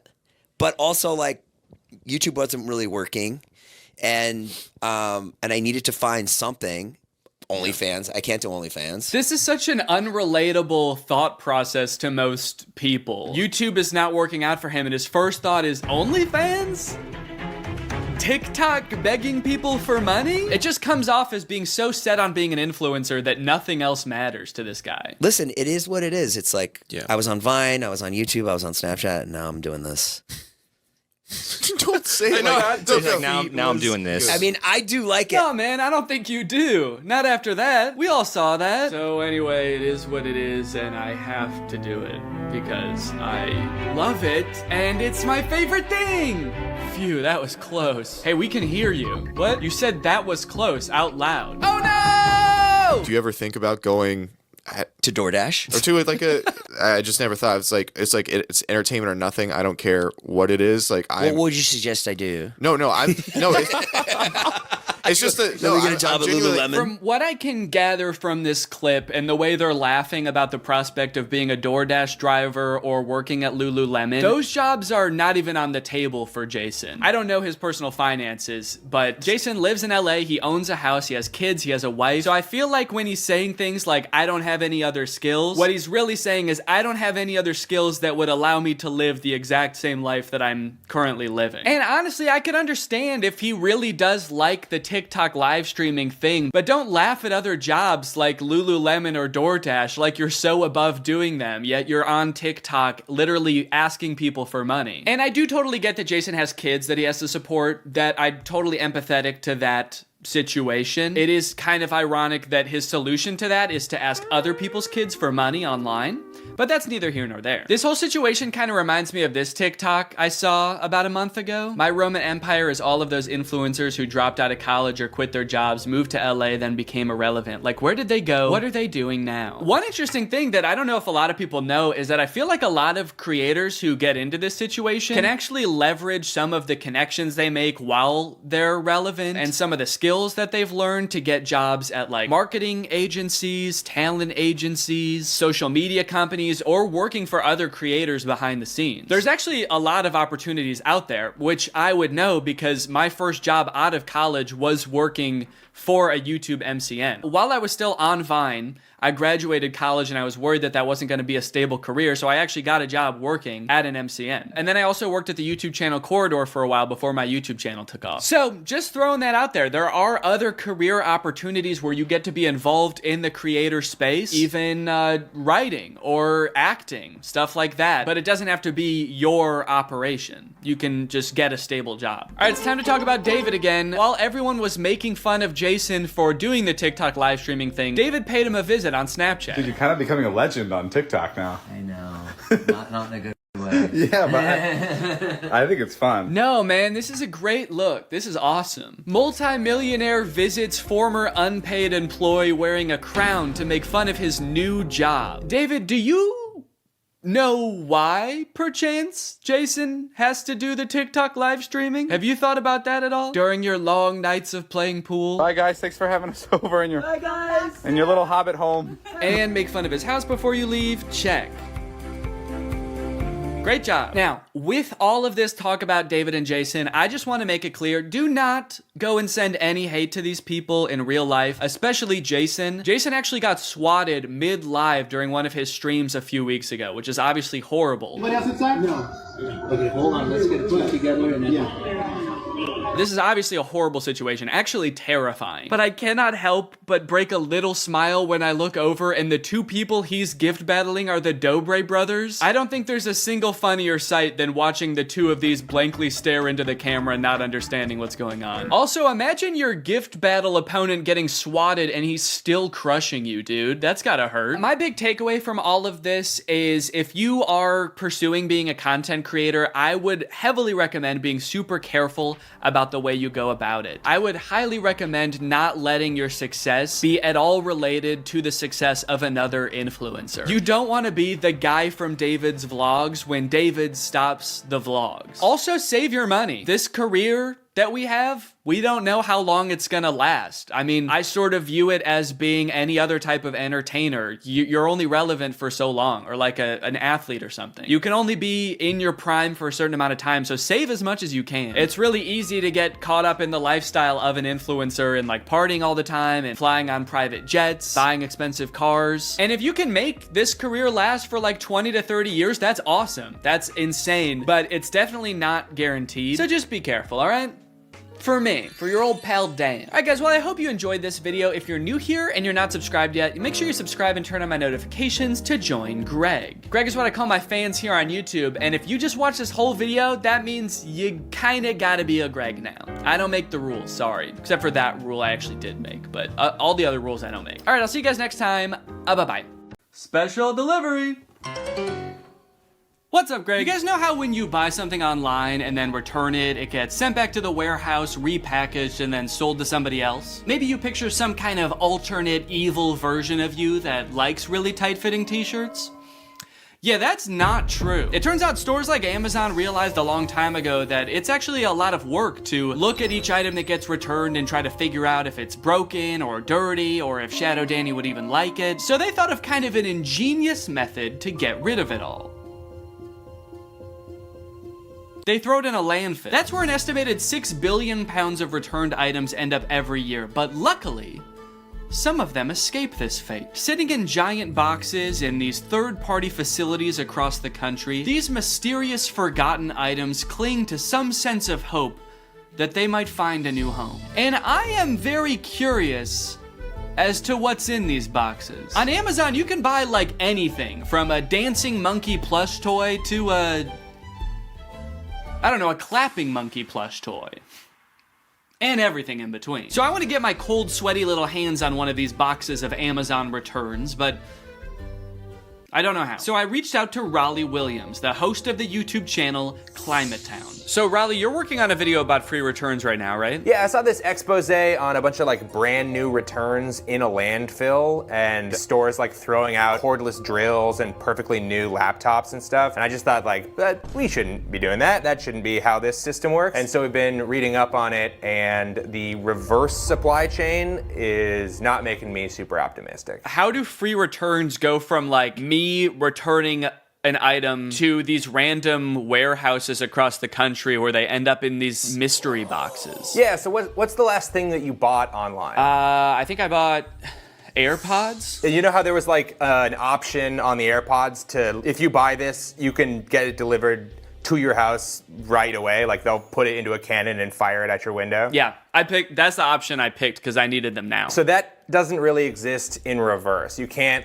you don't have your own cannon to like jam the AirPods in and fire it off back to Apple. So you put it into a box and then you ship it to what sort of seems like is back to the store. But it's not really going to the store, it's going to a thing called a returns center. So that's like this big ass warehouse where they get hundreds of thousands of returns from like all the crazy shit people bought from the internet. A lot of the returns get just thrown away at the dump. Some of the returns get donated, and then in some cases, they're gonna sell those returns to these bulk item liquidators. And this is kind of a good solution sometimes because you can actually get a little bit of money for those returns. So let's say you're like Sports Authority and you get a bunch of hockey sticks back. You can sell those to a bulk item liquidator for like pennies on how much they actually cost. Got it. So it's only hockey sticks at these facilities then? Oh my no, it is so many different items. Hockey nets, hockey pucks, goalie masks, hockey sticks. Did we say that one? So all these boxes full of returns, who do they sell these to? Do people like me just come in and buy giant boxes of Amazon returns? Yeah, there's a lot of liquidators that just have an open door policy, and it's like, bring your kids, let's make a Sunday out of this. Come on down and spend $400 on a box of random returns. So I could just go to one of these places if I find one and just buy a box? Yeah, this would actually be kind of a good section for my video that I'm making too. So maybe we'll just go to one together. I think it'd be a good challenge to see if you can actually resell the items in the box at a profit. To actually see if it's possible to like get your money back from the big box of returns that we buy. Maybe at the end of the video too, whatever like profit I make, we can give to a charity or something. That'd be a cool way to end it. Yeah, that sounds great. I mean, I do want to manage your expectations. I don't know how much you're actually going to be able to get from selling these items off. So I don't know how much profit this box is going to generate. It was the perfect plan. Given that this is actually a pretty common side hustle I'd seen before on YouTube, I figured I would have no problem turning a profit and donating said profit to charity. Some creators have actually gotten so successful flipping pallets that they've actually turned their operation into a full-time business. Just 3 years ago, Mitch was selling furniture out of his garage. Yes, I was. Now we're in this 30,000 square foot place. We did some research and found out there was a liquidation center not too far from where I live. So Raleigh hopped on a plane, and before we knew it, there we were, in a place filled to the brim with things that for some reason or another, someone thought they wanted, but then changed their mind. A baby car mirror so you could start a safe road trip with your lovely baby. A breast enhancer that takes 2 AAA batteries. I was captivated by the untold story behind each item. This place also had overstock items in bulk, like $66,000 worth of pacifiers, and hundreds of this one aquarium decoration. I don't mean to sound like Cotton Eye Joe when I say this, but where did all this stuff come from? And where will it go? Raleigh and I searched the grounds for a while, looking for a box that spoke to us. We walked down corridors of bubble makers and as seen on TV products. We thought these women's blouses were pirate shirts, but eventually, we found the box for us. Priced at just $340, this box was a hodgepodge of various Amazon returns. Big boxes, small boxes, A Chewy box. A box of what appeared to be sweet and sour chicken. What rare, priceless gems could be waiting in here to uncover? We paid the fee, and a few hours later, the box was delivered. All right, guys, it's time to unbox the pallet. Honestly, I'm feeling pretty nervous about what's in here. I don't even know how many boxes are in here. I mean, what do you think, like 100? I think like probably 25 to 30 boxes are in here. Okay, so my guess was stupid then? Well, no. All right, box number 1. This is a tent. We could do the rest of this video in a tent. This is kind of sick. I'm liking this already, man. I'm not selling any of this stuff. This is exactly one person's worth of tent, or 2 very good friends worth of tent. And I like that if it's a clear night, you can see the stars from inside your tent. It's not going to protect you from bears or anything, but most tents don't. Oh, a pet gate. Yeah, pet safety fence. Wait, that's actually kind of sick. I might need one of these. I mean, I've got a baby that can crawl now. I also have dogs that crawl all the time. When dogs walk, is that called crawling? They're on all fours. Just walking. When a horse walks, is it called crawling? Oh yeah. Yeah, it's a Keurig. It's got the K right on top and everything. I wonder if it works. Now I'm noticing, if you look right here, there's like a little bit of scuffing. Yeah, I think this might be a gently used Keurig. As long as they used it gently. Oop, did a piece of... I lost a bit. I lost a bit of the Keurig. I'm going for the sweet and sour chicken. Oh, baby. Will it really be? So this is an example of a return. Somebody has like put it in a different box probably, and they've returned a thing. So they almost certainly took it out of the packaging, lost the packaging, and then said, fuck it, I'm returning it anyway. Oh, is it a vacuum maybe? I'm thinking, oh yeah, vacuum, little brush. It's a car vacuum. That is great. Maybe whoever ordered this wanted a car vacuum, and then between the time they ordered it and they got in a car crash and never wanted to set foot in a car again. Okay, or positive version, they ordered this. It worked so good. Their car was so clean. They're like, I'm not gonna need this again. They never needed it. For another 10 years. So. I cleaned it so good that it's never gonna get dirty again. All right, so this Chewy box was another one of the ones that like, it might be Chewy stuff or it might be... Based on everything else so far, I'm gonna say it's not Chewy stuff. And also I can tell it's a rug just by looking at it. It's also the way they've packaged it. It's like if Chewy packaged something like this and it came to your house, I would never shop at Chewy again. Yeah. It's like, yeah, it's fucking Chewy, come on. Dog treats spilling out the side. There's like tufts of dog hair stuck to the tape. Hey, do me a favor, ask your fucking dog if he cares how it's packaged, all right? Oh, it's soft though. Feel that rug. Wow. Yeah, I think it is some kind of, oop. Oh, this is nice. This is a nice padded floor. For your doggy duffel bag. And it looks like someone did put their dog in there. Yeah. It's all furry. Dog tested and returned. Dog tested. Disapproved of. Dog disapproved. Right. A little rusty pan. Is it rusted? Oh, no, that's the brand? No, it is rusted. It is rusted. Oh, geez. So they must have used this a lot then. Yeah. They had this for 10 years and then sent it back to Amazon. It feels terrible to say goodbye after 10 years, but... I never liked it. Is this another rug? Dear customer, if there is crease on carpet you received, please don't worry. This is a normal phenomenon of folding carpets in order to meet the needs of international transportation. We intimately included a small watering can. Intimately? In big, huge bowls to help you easily solve this abominable crease. This crime against God of a crease. There were a few staple categories in this particular palette. For example, a shocking amount of tents. Could this be like a changing tent? Oh, yeah, maybe it is. Yeah. I think I just found another tent. We have an orange tent here. Okay. Also a bunch of rugs and 2 toilet accessories. I could understand why Amazon wouldn't want to take this back. Honestly, this one, I'm gonna give them a pass on this one. But there was a category of items that worried me the most, and that was the items that I didn't even know what they were when I unboxed them. Wait, whoa. I don't know what this is, but it says mind reader. This thing can read my... Ah! Get out of my head! Get out! I can hear your thoughts. Why would it be called a mind reader? It's like, was this the coaster you wanted? How did you know? Get out of my head! Look at what, I don't know. It's like a garbage bag? I think so. What the hell is this? Okay. And was it just like wood? It's a plank of wood! Wow. And does it say on the back, this is a set, do not separate? Oh, does it? This is a set, do not separate. There is one thing in here. Yeah, I wouldn't know how to if I tried. I'd need an axe. The more boxes we opened, my hope that we might find some cool, mysterious, rare item started to fade. People aren't constantly ordering cool doodads on Amazon and then returning them. As we came to find out, life is mundane, and so was a lot of the stuff in this box.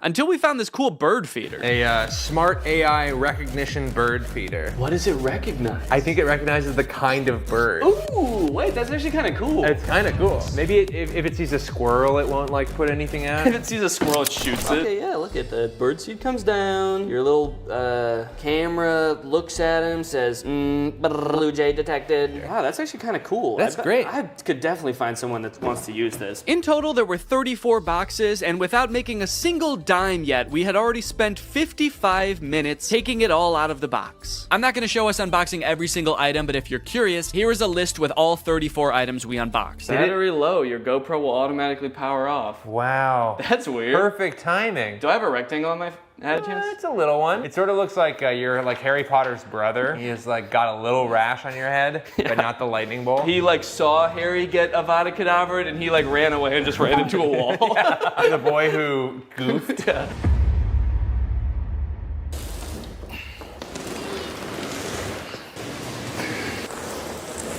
That thing is heavy as hell. I want to get this stuff listed on Facebook Marketplace as fast as possible. So I'm going to take inventory of everything in this box, look it up on Amazon, and find out how much it costed. That way I can list it on Facebook Marketplace for a fair price. And this will be really interesting to see because this box cost $340. So once I tally everything up, I can see how much I can potentially make off of all of this. I've never had to think about how to properly photograph a toilet seat before. I don't know what people who are buying this thing are looking for. Like what's the best angle for this thing? You need to know how big the hole is for scale. I can put my hand there. Once I got everything inventoried, the next thing I had to do is actually figure out how much everything is worth. It was actually really interesting to see what the most expensive items on here were, what the cheapest items on here were. The cheapest thing was the USB clip-on fan, and the most expensive thing was that cream and gray rug, which was $140. A couple of the items, I didn't even know what they were when I opened them, and searching around on Amazon, I was actually able to figure it out. So now I can actually list it on Facebook and not just be like, this is I don't know what this is. It's a piece of wood with a handle. The thing I'm referring to right there, I thought was a cabinet door. Oh, is this a cabinet door? But is actually some kind of stovetop cover. It's a piece of wood that you put on top of your stove when you're not using it. That way you have extra counter space. Seems a little bit dangerous, maybe. I don't know why they made it out of wood. That seems like maybe the exact wrong material to make it out of. Oh, the vertical tents, the standy-uppy tents,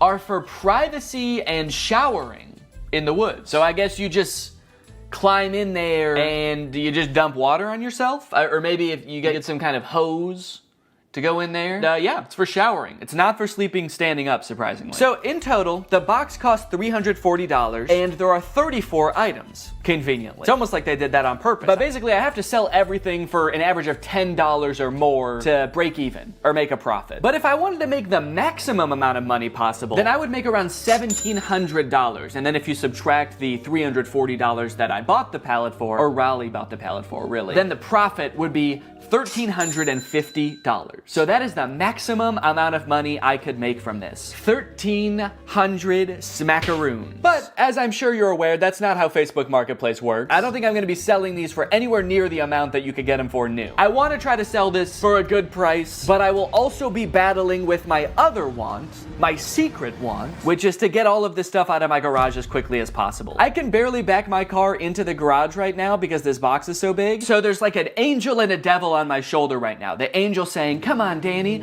let's make a profit. And the devil is saying, get that fucking box out of the car. I don't want it anymore. We don't need the box. Just drive the whole thing to Goodwill. They can figure out what to do with it there. And then I also, guess I also have to make sure some of this stuff works. I mean, there are electronics in here. Chainsaw, leaf blower toy, there's a Keurig, there's a vacuum. So it could be time for a product review section of the video. Now, $1,350 is a serious chunk of change, and if I wasn't donating this to charity, I would definitely want to make sure that I keep my profits safe and maybe even put them to work for me. But how do I go about saving that much money? $1,300 isn't gonna fit in my pockets unless I buy more pants. That's why this video is sponsored by SoFi, which is... Oh, it's not pants. Okay. SoFi is a next-gen finance app, and they're gonna help you bank, borrow, and invest all in one place. And I bet you can guess where that place is. It's in the app. But don't just take my word for it. Listen to me in a suit. Having a child is awesome, but it is quite expensive, so when I'm not using my money, I like to make sure it's working for me and not just sitting there, which is why I love SoFi. With SoFi checking and savings, I can earn more money on my money. With direct deposit, I can earn 9 times the national savings rate. For those of you who are new to high yield savings accounts, don't worry. Daddy's gonna walk you through it. It's basically an account that makes your money work harder for you by giving you something back in interest. Your typical savings account at your local bank earns you about 0.45% interest. Yeah, sorry big banks, that's not gonna cut it, because with my SoFi high yield savings account, I can earn more in 6 weeks than I would in an entire year in a big bank savings account. With SoFi checking and savings, you get paid up to 2 days early, pay no account fees, and can earn up to $300 when you sign up for direct deposit. So if you want to sign up, just click the link in the description or scan this QR code. It's made just for me to show you. Thanks to SoFi for sponsoring this video, and thank you to you guys for checking out SoFi. Let's go ahead and pop some batteries in these. Hey, and this way, whoever buys these is gonna get free batteries as well, which I don't think they came with. So I'm actually sort of performing a service here. I should charge people more than the Amazon list. And that's what makes me such a business-minded guy. Time for the moment of truth. Hedge trimmers.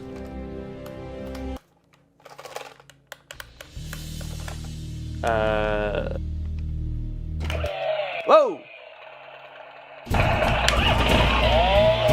Okay, this one works. I didn't even mean to turn that on. I just, as I picked it up, I accidentally pulled the trigger. This one, it seems like doesn't want to do anything, and this one was so ready to work that the second I touched it, it was like, yes!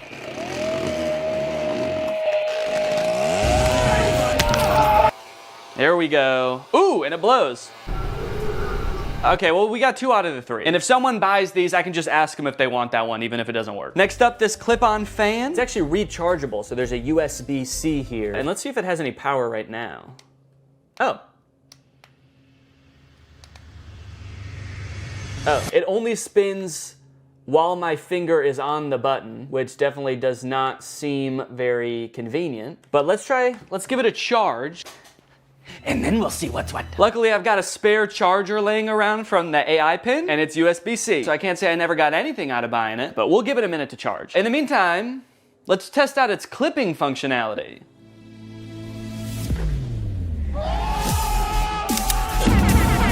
Hell yeah. Up next, oh no, golly. Is that really what I say when something surprising happens? Did I say, ooh, no, golly? No, golly! Having a child has turned my language all topsy-turvy. A few months ago, I definitely would have just said like, oh, fucking shit, as that thing fell over, you know, because I'm a cool guy, I swear. Okay, so this is the Keurig. Water. And now let's see if it'll just make me a hot cup of water. Guess I'll just do 8 fluid ounces here. Go.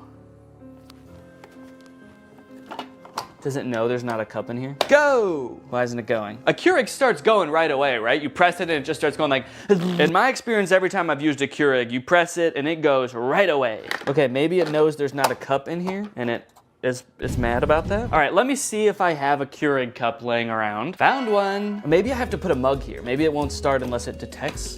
Does it have mug detection technology?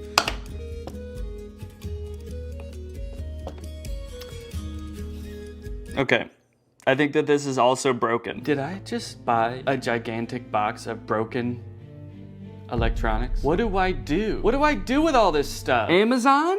I'm demanding you contact me to take all this stuff back and fix it and sell it again. I don't know how to fix a Keurig. I don't have the resources for that. Damn, dude.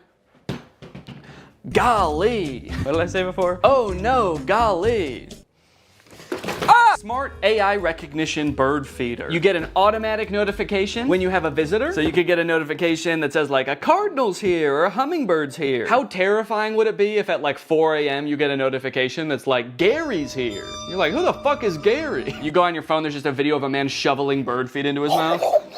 Thanks, I'm the CEO of this company. It tells me where all of them are and I eat bird seed. Seat for the birds to hang out? Neat. Why doesn't this come with instructions? Okay, I have to scan the QR code to download the Bird Lover app from iOS or Android. Okay, so maybe the instructions will be on there. Bird Lover feeder.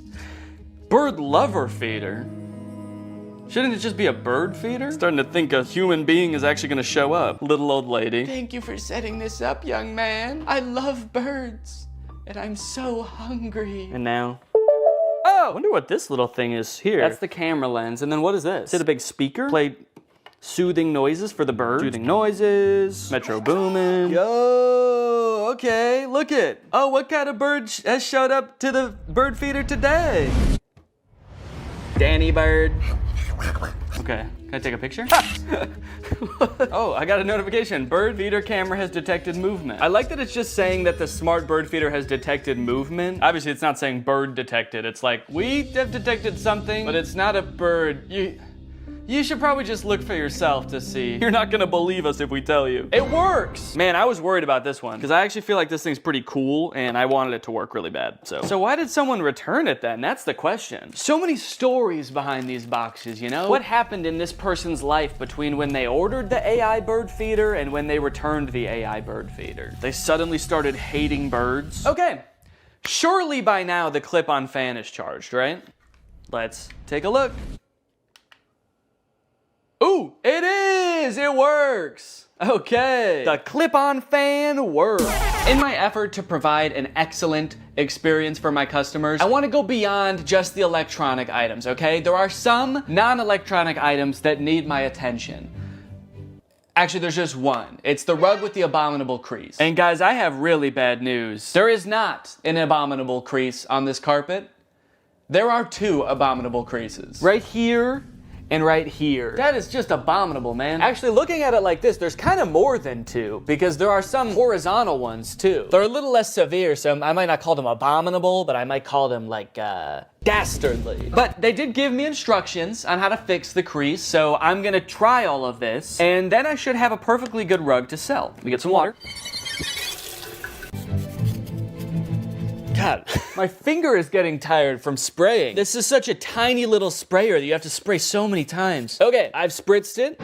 Wait, why is it still completely full? It's like I didn't use any water. That's like how much I filled it up in the first place. What kind of magic watering can? Okay, well, we've got a soggy crease. I'm pretty happy with it. So I'm gonna give it a few days, just like the instructions recommend. And then hopefully this will be ready to sell. The last things I needed to test were the tents. Yeah, this is nice. This fits me. Yeah, I've got over a foot of headspace. Give you guys my POV. There's my little piggly wigglies. Plenty of room, man. Maybe they returned it because they thought they would fit in the tent, but they're 8 feet tall. All right, well, I'm gonna give this tent a 10 out of 10. A tent out of tent, actually. Whoa! Hi. So this is definitely some kind of privacy tent. I guess maybe for changing and stuff, if you're on a camp out with the boys and you're all sharing a tent and you don't want the boys to see your bare butthole when you're changing, then you get one of these set up and now you can go in here just like this, and now you can't even tell that my butthole's out. Okay, here's what it looks like inside the tent. I don't know, I've done a decent amount of camping in my day and I've never felt the need to have one of these vertical tents. I'm gonna have to give it, honestly, I'm gonna give it like a 4. It does what it's supposed to do, but I don't know why it does what it's supposed to do. So, yeah, oop. You know, being in this one when that happens would probably be scary. You're standing in there, you got your willy out, and then it just blows away. All the boys are sitting around the campfire, and suddenly you're just like, oh, I got the tent so this wouldn't happen. This last tent I was very confused about as I was putting it together. It's completely transparent, but has no ventilation. My suspicion was right that there is no ventilation in here. I mean, at least not without opening these windows. There are windows. Okay, so let me close this up, and now we'll just sit for a second. We'll see. Well, okay, hang on. This is not even big enough to sleep in, actually, now that I'm thinking about it. No, it's not big enough at all. This must not be a camping tent. Must not be for sleeping. What other, is this, oh, maybe this tent is like to keep you warm because it is insanely hot in here. That's why I say that. So, yeah, I guess there's like no problems. Oh, there's sand in here. What the hell? Look at, there's sand all over here and dirt on the inside. Okay, someone for sure used this. Despite being a little worn, it does the job. So I gave it an 8. Out of 10. After all of that testing and reviewing, I was finally able to get everything up and listed on Facebook Marketplace, and a few days later, I got a message. It was Barbara, and she wanted my pet gate. Hello, how are you? So sorry I'm late. Oh, that's okay. Since I didn't want to give 34 strangers my address, I decided I would meet each customer at a nearby grocery store. Well, let me show you the Yorkies. Oh, cute. Yay! Yay! And the next day, I met Irene to give her my landscaping lights. Hello, Irene. Oh, sorry, did I scare you? I 1000% did scare her. She screamed and jumped when I said her name, but that didn't matter because I had just made $23. Just about every day I was heading off to the grocery store parking lot to meet with yet another potential customer. I felt like I had the foundations of a real small business on my hands. Another day, another drive to the grocery store parking lot. Goodbye, sweet and sour chicken box. Goodbye. I was spending a decent amount of time driving to and from the grocery store and waiting at the grocery store, but that didn't really matter because I was making money, baby. I don't have the money, he paid me on Zelle. Alright, we're a few days in now. How are things looking? I don't know if my listings just took a while to get into Facebook's algorithm or something, but they weren't getting any interest for the first couple days. But then suddenly, on the second or third day, I started getting a ton of messages. Just like that. And the messages are great because it means that I might be able to sell something, but it is also like really hard to keep track of. If you've ever sold anything on Facebook Marketplace before, you probably have dealt with this, but people will message you and then just disappear after you respond. Hi Danny, is this still available? You only have 4 pieces. They're talking about the pathway lights, there are only 4 of them. I don't know why they needed to tell me that. I know that. Don't shame me for how many pieces I have. Yes, are you interested? Yes, it's 4. And then they just completely ghosted me. They just messaged me to insult me. Hi, is this available? Yes, it is. Do you want it? I guess when you're buying things, you probably have so many options because there's probably, there's a million rugs on Facebook Marketplace. So you don't have to treat one guy selling a rug very well. This person messaged me about the clear chair mat and said, are you ever in downtown Chicago? Even though I have my location listed on the listing, it is not downtown Chicago. I have it listed as pickup only. So I said, no, not really. And then I offered to meet him halfway in 2 different towns and then he just stopped responding. No, sorry, I only want your ridiculously discounted product if you drive all the way to me and hand it to me. I'm not even gonna get out of bed actually. You can just come in. And if all that wasn't bad enough, the crease is still there. All of them. Yep, this thing's been laying here days now. Probably a week, actually. And the creases haven't gone down a lick. So I'm sorry, but if anyone buys this rug, the crease is gonna become their problem. Alright? I'm not doing the crease. Every time I had a potential new sale on my hands, I had to dig into the box to find the item, which was surprisingly difficult. And I ended up having to use a shovel a few times to dig an item out from the bottom of the box. If I was gonna do this again, I would definitely invest in some other storage system like shelves, which might take up more space, but it would be so much easier to access the items. What really added insult to injury in this case is that the person who was requesting this item actually ghosted me right after I did this. But that's not even the worst part, because I actually have a much bigger concern about this box. And that concern is that the box is perhaps cursed. Firstly, after I reviewed all the electronic stuff in my office, I was moving the boxes around and a big spider crawled out of one. And it zoomed around, it took me forever to find, and luckily I was really chill about the whole thing. Secondly, anytime I've been doing anything with the box, I've been sneezing a lot. Ugh. What am I allergic to in this box? I don't want to know. And then I noticed that later that day, every time I've gone into the box, I have told Laura, I think I have a fever. This is like hours after I'm done using the box, but it's always on days where I did use the box. I just feel feverish. I have body aches, I feel exhausted. So I'm highly allergic to something in the box. I guess dust, although I've never been allergic to dust before. And then the third thing, which is the most concerning thing, a few days ago, I got a bunch of mosquito bites on my body. At least I thought they were mosquito bites at first, because they were just a bunch of itchy bites. But after a few days, they kept getting itchier and itchier, and you'll notice I'm itching one right now. And then they got really red, which doesn't happen to me with mosquito bites. The bite itself got red, and then the whole area around it got red. And they're starting to get better now, but you can still faintly see the redness around this one. I've got like 5 or 6 of these on my body. This is very concerning to me. So I don't know, maybe this is all kind of in my head, maybe there's a spider in the box because it's in my garage and there's spiders in my garage. Maybe these bites are just mosquito bites and my body is reacting a weird way. Or maybe, what is the more likely option, the box is cursed. But hey, baby, that's just more motivation to get rid of this stuff, huh? Sell it. give the curse to someone else. But at the very least, I should be careful when I give people the boxes. I should probably check them all for big spiders and ancient magic before I give it to them. Yep, should be good. Sweet. All right, have a good day. Yeah, no problem. All right, I've just finished up another sale here, and I was just sitting here in the car doing some thinking, and I think I've decided that I don't like this one bit. In terms of side hustles, man, I don't think that this one is it. Look at all of the messages that I've received between today and midday yesterday. So many people that I need to coordinate with, and the chances are, based on all of these messages, I probably won't even sell anything. The ratio of messages I receive to products that I sell is probably like 40 to 1. I've spent so much time messaging people and I've sold 8 things. Out of the 34 things I have, it's been weeks and I've sold 8 things. And then when I do have an actual buyer, it's almost just as annoying to coordinate with them. I had another guy that I was selling something to. We were supposed to meet at 7 p.m. one day, but he messaged me at 5:30 and was like, hey, just to let you know, I'll be there in 20 minutes. I hope you're free. To which I responded, no, sorry, I'm not gonna be free until probably at least 6:45. And then he messaged me when he arrived at 5:50 and said, okay, I'm here. Oh no, I didn't see your message because I was driving. Can you come anyway? But it was all worth it in the end because I sold the desk chair mat for $15. And as he was typing my information into Zelle, he also asked if he could have a discount.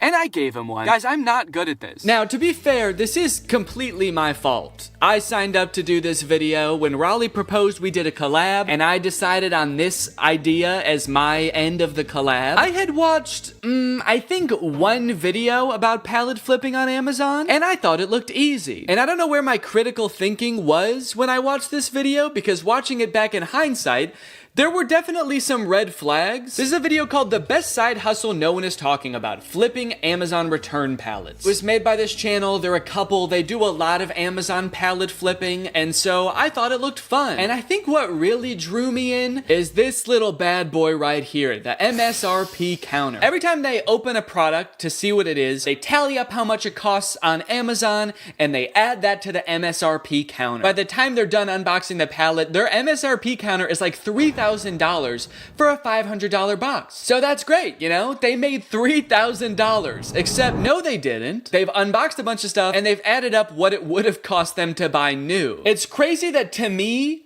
opening a box for something that costs $100 means you made $100. That's how it worked in my brain. But no, of course it doesn't work that way. There's so much work that goes into this. You have to have a salesman brain. I don't have that. I actually think that this side hustle leverages like all of my weaknesses. Selling things, planning ahead, being organized. Those are all parts of my brain that I've always known I'm not good at. I like turning on a camera and making silly YouTube videos. That's the side of my brain that works properly. So what I should have done is maybe watched a couple of videos and then Googled other people's experiences trying to flip Amazon pallets, because then I would have found this. On the flipping subreddit, someone asked, what are your guys' experience with Amazon return pallets? My experience is that Amazon return pallets have ruined my local yard sale ads. Every other yard sale I go to ends up being someone who ordered one of these pallets. Stop watching YouTube videos. 99% of that crap you are watching talking about junk pallets is paid advertisement. You're gonna get broken junk and used dildos while all the good shit was picked out right before they loaded it on the truck. Sounds like this person has been hurt and disgusted. This person said, depending on where you live, there's probably many people already doing this. I actually think it's better to wait and buy from these people at yard sales when they're trying to unload their death pile of merchandise. So hold on, there's Amazon, then the warehouses, then the people buying the pallets. They can't sell them, so they do a yard sale. Then there's other people coming to the yard sale to flip that and sell it to other people. How deep does this chain go? And why do I feel like it somehow all eventually ends up in a landfill anyway? Knowing how many people are doing this and failing is also making it seem like there's no way I can sell all this stuff because obviously there's competition. There's other people probably selling the same stuff and they're probably better at selling than me. They're already 3 steps ahead of me. They're waiting for me to sell it at a garage sale so someone else can buy it and then that person throws it away eventually. They're waiting by the garbage can for them to throw it away so they can pick it up for free and then sell it for $1. But that's when I thought of the perfect plan.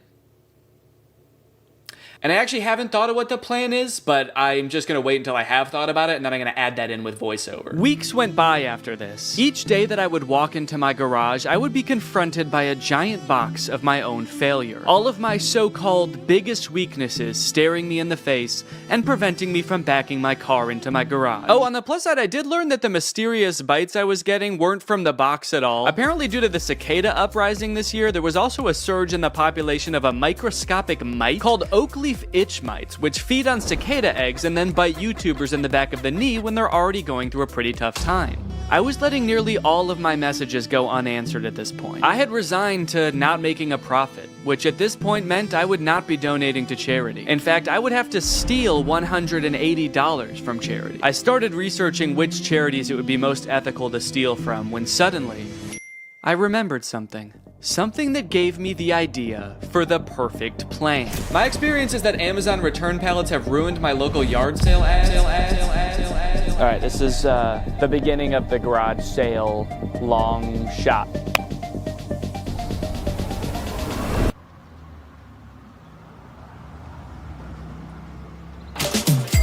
Thank you. You know what I think you'd love? A tall green tent. Pleasure doing business with you. Cha-ching. Another satisfied customer. I'm on a roll. Yes. Thank you. Yes. Yes. Yes. I thought she was going to want the bird feeder. She looked like the perfect candidate for the bird feeder. She actually laughed at the idea. She asked about it. I told her what it was, and then she laughed at me and said, "That's hilarious." And then she left.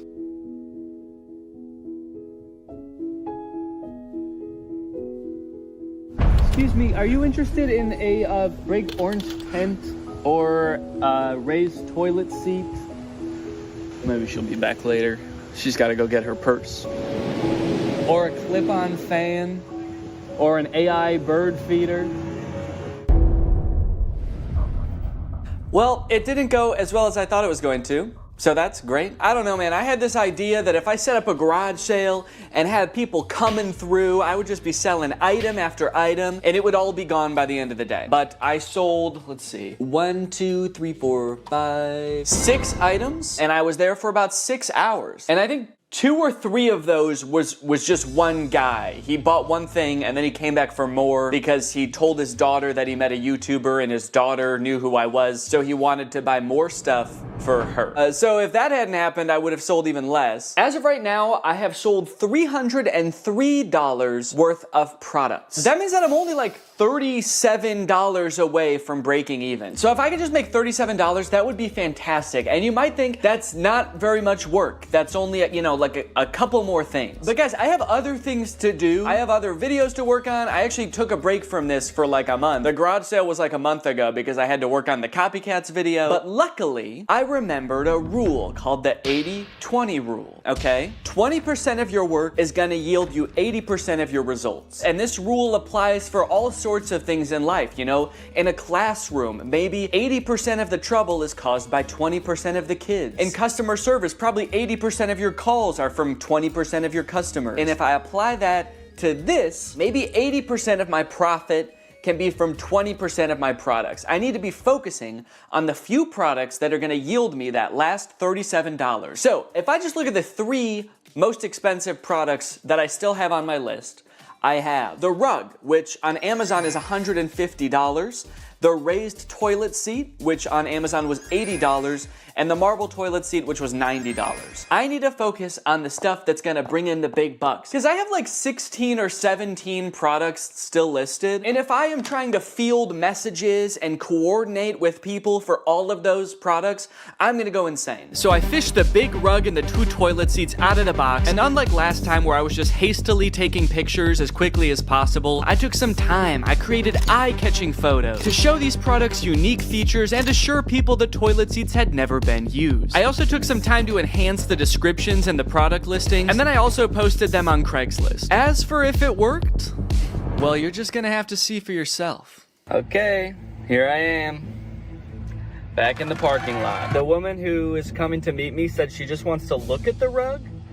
I hope that means she's gonna buy it, and she just doesn't want to just kind of like see what I got just for fun.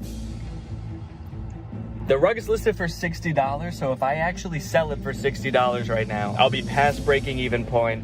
I can get out of the game for good. God, I hope she buys this rug. Please, God. Hi, how are you? How are you doing? I'm doing great, thanks.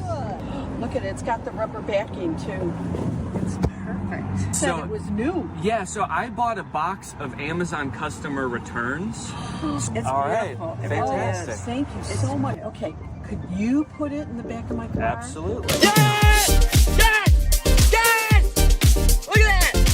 60 bones, baby! I broke even, bitch. I'm out of the game. Welcome to Profit City. As if it wasn't great enough getting rid of that rug and breaking even, those two ladies that just bought the rug were the nicest people I've ever met. They were so sweet. I'm feeling good. I think I'm gonna do this whole thing again. Just kidding. I don't think I'm ever gonna go on Facebook again, actually. In case you're wondering, I did a little rough estimate of how many hours I spent on this side hustle. That way I could calculate an hourly wage for my efforts. It was $1. That's right, Raleigh, $23, and all it took me was 4 months. Honestly, bravo. I did not think you were going to be able to make a profit. And just to clarify, you're not counting the cost of delivery into the cost of the box yet, are you? What? Yeah, it was $75 to get the box delivered, so that was on top of the $350 for the box. So technically, you haven't quite broken even yet.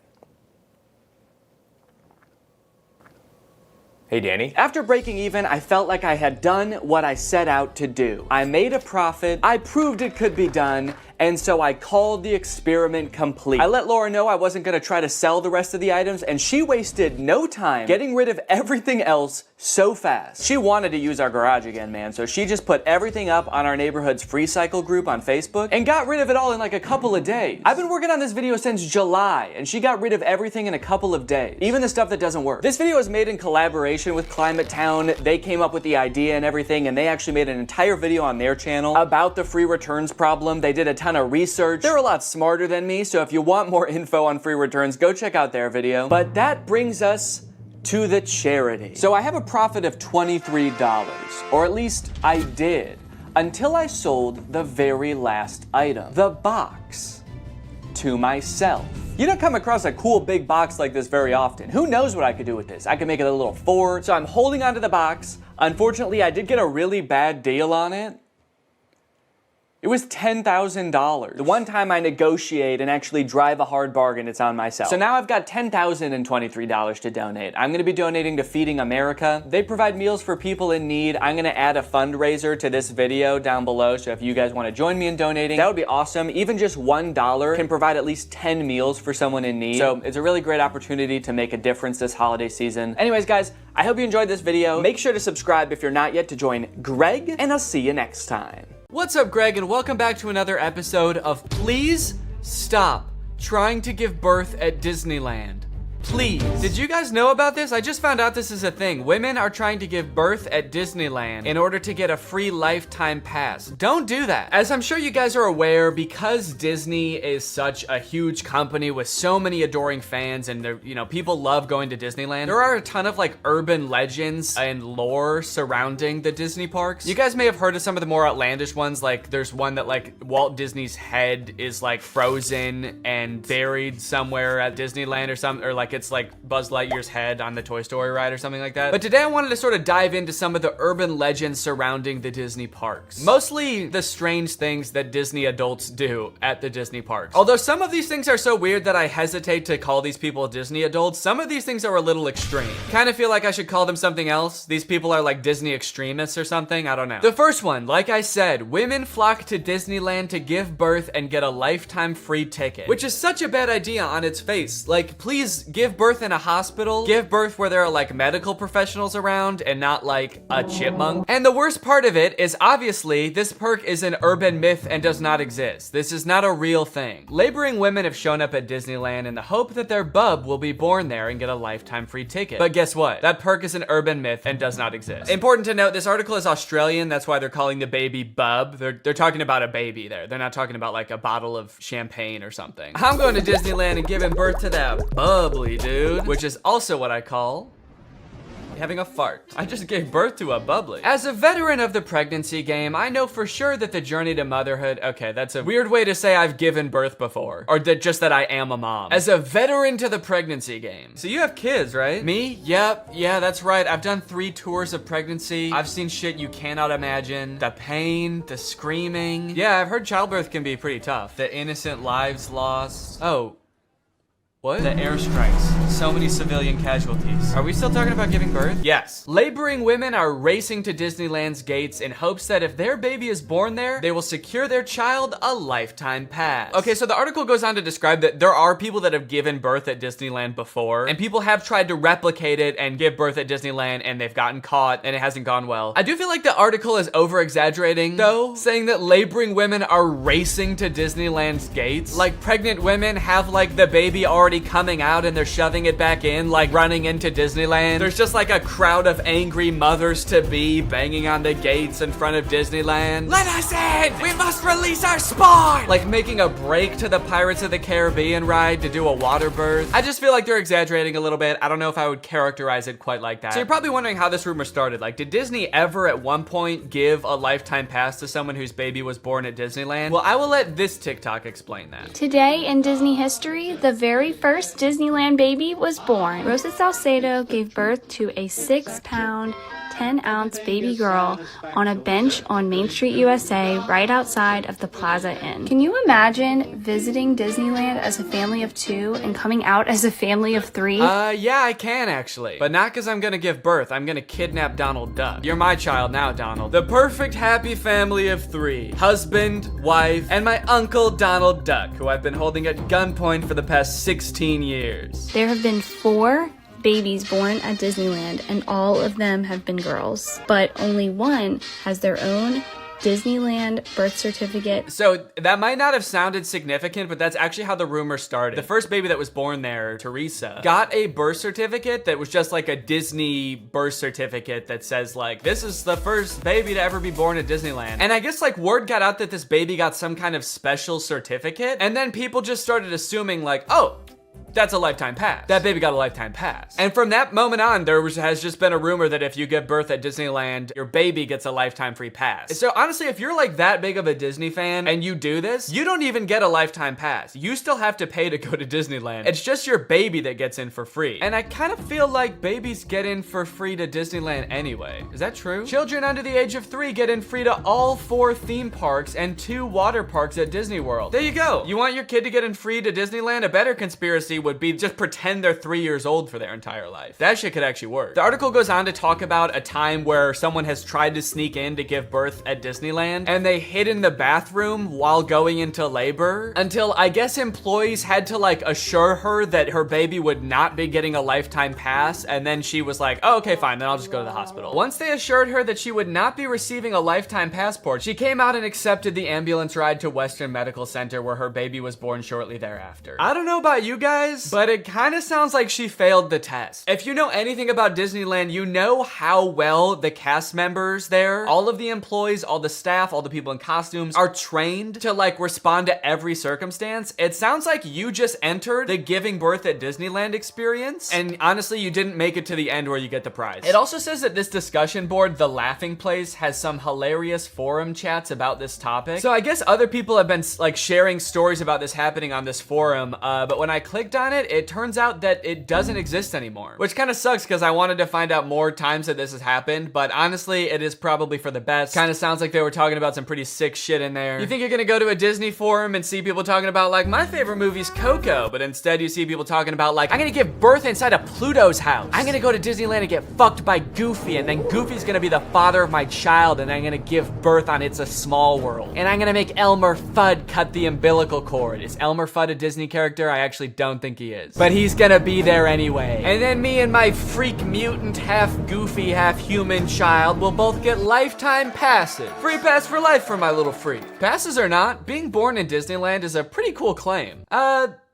Yeah, I mean, I guess so. The way this is written, it kind of makes it sound like, so you might not get a free pass, but I don't know, it's worth a shot. You might want to do it anyway, just for shits. I've actually found a little bit of discussion about this on TikTok as well. Quick question, what's stopping me from giving birth in Disney World? Like in the Magic Kingdom, on a ride, in the Epcot ball? I think this TikTok in particular is a joke, but the comments under this TikTok are actually very interesting. I went into labor at Disney. They were not cool about it. And people like responded asking her to elaborate, and she goes on to detail her experience going into labor at Disney. And from her experience, it kind of sounds like the second anybody starts going into labor at Disney now because of this conspiracy, the entire staff immediately flips and like makes it their top priority to get you out of the park and like to a hospital to give birth. And I guess that sometimes they can be so rushed trying to get you out of the park that it comes off as rude, but obviously they're just like concerned for your health. They also don't want this rumor escalating of like people giving birth getting a free pass. And also it's just like people in sweaty mascot costumes trying to not deliver a baby because that's not their job. So sometimes I guess it comes off as rude. But the funny thing is, from this woman's entire explanation, it sounds like she didn't even know that this urban legend was a thing. So in her head, I guess she just like broke some unspoken rule at Disneyland that she had no idea about and made the entire staff of the happiest place on earth turn on her in an instant, which is so funny to me. Hello there, what can I get for you? Yeah, can I just get a medium root beer, please? Oh, great. Oh, great, another guy here to put his balls in the root beer.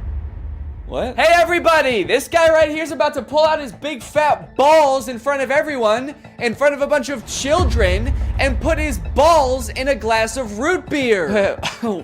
Why would I do that? Don't play dumb. I'm not playing dumb. I am dumb in this situation. You've clearly heard that if you put your stupid fat balls— why do you keep calling them fat— in the root beer at Disneyland, you get to spend the night with Minnie Mouse. Oh, what the fuck? No, I just wanted some root beer. Is that true? No, it's an urban legend. But no matter how many times we tell people it's not true, we still get perverts like you coming to Disneyland, ordering root beer just so they can put their stupid— don't call them fat balls in it. Oh, come on, man, don't cry. I already am. Why do you still sell root beer if this keeps happening? Because if you shit in the root beer, you actually do get a free fast pass for Space Mountain. Okay, I don't want to put my balls in root beer, and I definitely don't want to shit in the root beer, okay? I legitimately just want to drink some root beer. Oh. Sorry, my bad, man. I didn't know. Okay, well, that's literally what I asked for, so here you go. Ah, what the fuck is that? It's Walt Disney's head. You said the secret code, so here's his head. No, root beer. What? I wanted root beer. I wanted to drink root beer. So no head? No. Overall, pretty disappointing that anyone actually believed this in the first place. In what world would Disney want to foster an environment where mothers are coming into their park, their theme park, to try to give birth? Especially if they're not like billing it back to the person that gave birth and being like, okay, here's your hospital bill, and because it's Disney, it was $1 million. Now, by now, it should be no surprise to you that there are some people in this world that want to spend every waking moment of their lives at Disneyland, especially their most precious moments in life, which is why you can also get married at Disneyland. Let's take a look at some of the craziest places you can get married at Disney World. Starting at $12,000, you can get married at the Haunted Mansion in Disney World. But just like expecting mothers trying to sneak into the bathroom to pop out a quick person, couples are of course also trying to cheat the system and avoid paying to have their wedding at Disney. So they'll just like sneak in with like themselves, maybe a couple family members and an officiant, and just like have the wedding in like a somewhat secluded area of the park. Here we have an article that details a San Diego couple sharing their secret Disneyland wedding story. Not many people can say they secretly got married in Disneyland's Sleeping Beauty Castle. 2 years ago, Gabriel and Andrea had been saving up for their dream wedding at Disneyland. However, when they began looking for wedding options options at the park, the couple said that the cheapest option was $12,000. Instead, they decided to spend their life savings on a house. Great move, honestly. No complaints so far. That's a very wise choice. So Gabriel and Andrea decided to have a secret wedding at Disneyland. The couple gathered Gabriel's oldest daughter, an ordained minister, a witness, and packed their bags, heading for Disneyland for what they called a guerrilla-style wedding. Now, I don't know much about weddings. I've only had one, but I do know that you don't generally want to have them guerrilla style. Like when we were planning our wedding, that word almost never came up, I don't think. Just imagining them describing their wedding afterwards, like, yeah, it was so romantic. We hid in the bushes for 8 hours in the hot Florida sun wearing camo paint, waiting for the crowds to die down. You know, just sort of waiting out the crowds and the gunshots, the airstrikes. Airstrikes? Then we popped out and I said I do. Happiest day of my life. Here's my favorite picture of the big day. Now buckle up because this next urban legend is about to get nasty. Quite literally, this is disgusting. Like I said, the most devoted Disney fans would probably spend forever at Disney if they could, but maybe they can. For years and years, the Haunted Mansion has been the home to an endless supply of Disney myths and legends. But the attraction's most prevalent and persistent rumor is that guests regularly spread the remains of their friends and family inside the ride. This can't be true though, right? It is 100% true. Yes, that is right, and I don't want to bash anybody's final wishes. I know that that's a very personal thing, but spreading human remains in a public place that people are like walking around and touching? Please don't do that. Or you know what, I should say, you know, because I feel bad for people who are just trying to honor their dead relatives' wishes or whatever. If you're alive still and you're watching this video and that's gonna be in your will, please take it out. Don't make people do that on your behalf. Honestly, I am a little relieved that people are sticking to like spreading ashes at least, because there are a lot of different ways to dispose of a body. It was actually my grandpa's greatest wish to be laid to rest at Disney. Oh, that's sweet. You're gonna scatter his ashes around at the park? Not exactly. The Haunted Mansion probably has so much human ashes in it, it's not even funny, said one Disneyland custodian. Blah! That is the nastiest thing. Oh my God. Don't do that. Do not do that.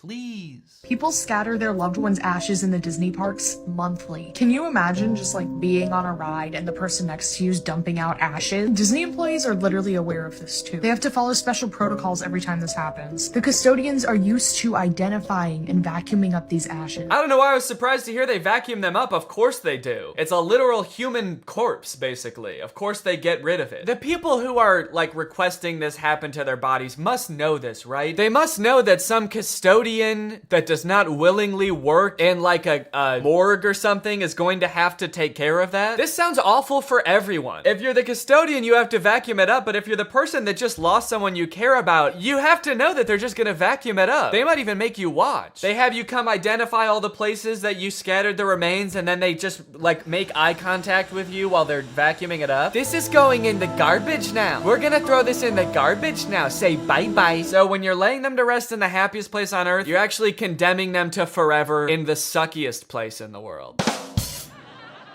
Yes, that is a very funny joke. And people will put them anywhere too. Like flower beds, bushes, the lawn at Magic Kingdom, outside the park gates. Outside the park gates? They'll put this shit anywhere too, you know? Outside the park gates, on the highway on the way home, the McDonald's across the street, Universal Studios, shit anywhere. It doesn't really matter. I feel so bad for the employees that have to deal with this, honestly. That would be so scary. Honestly, even as a patron, you know, I honestly like going to Disneyland every once in a while. I think it's pretty fun. But next time I go, I am going to be terrified that I'm like touching human remains at all times. Especially now knowing that they put them everywhere. I'm gonna be eating a turkey leg and wondering like, is this actually some guy's leg? They're most frequently dispersed around the Haunted Mansion, which is kind of perfect if you ask me. Okay, this girl's actually a little bit too into it. But now this whole ashes thing, which is not really an urban legend, is actually true, has actually spawned urban legends out of it, as you can see here. Have you heard of the legend of the crying boy at the Haunted Mansion in Disneyland? The story goes a mother spread her son's ashes without permission from Disneyland, and you can see him crying as you're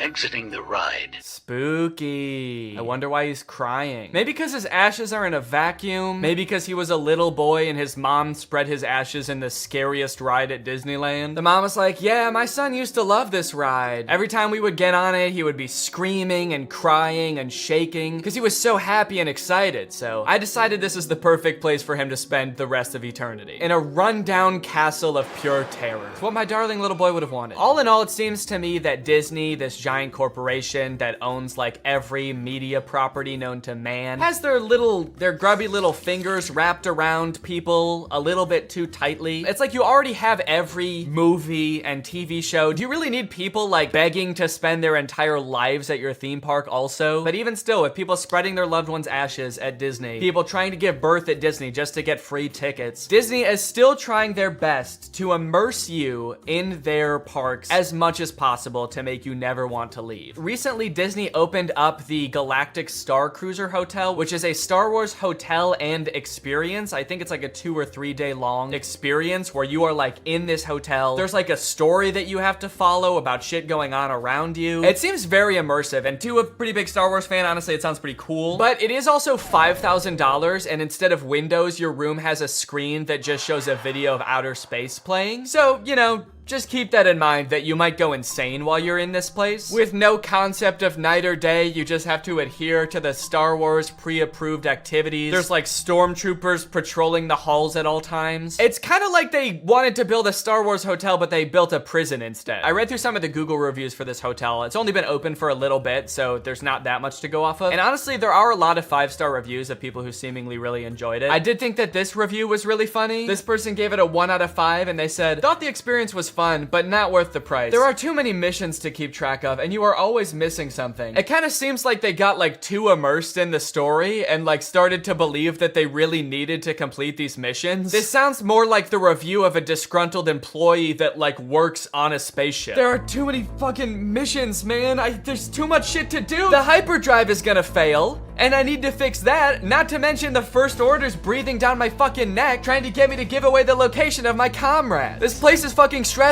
I think my favorite thing I've seen come out of this Star Wars hotel is this apparently now deleted ad for the experience that says, strike unlikely alliances in your very own Star Wars story. Apparently when you come in, you can decide if you want to be like on the good side or the bad side. Shit, this place is metal, dude. This goes hard. It's crazy to me that you actually can choose to be on the side of like the evil intergalactic fascists, basically. You and your preteen daughter can don First Order uniforms and betray one of your favorite character's trusts, Chewbacca, giving away his location and leading the First Order directly to him, who will take him away to be tortured and then eventually executed. It might be a little too immersive. It might be. We're gonna start hearing people come back and you're gonna be like, how was your trip? You went to the Star Wars hotel, right? And they'll be like, the guilt over my actions will haunt me forever.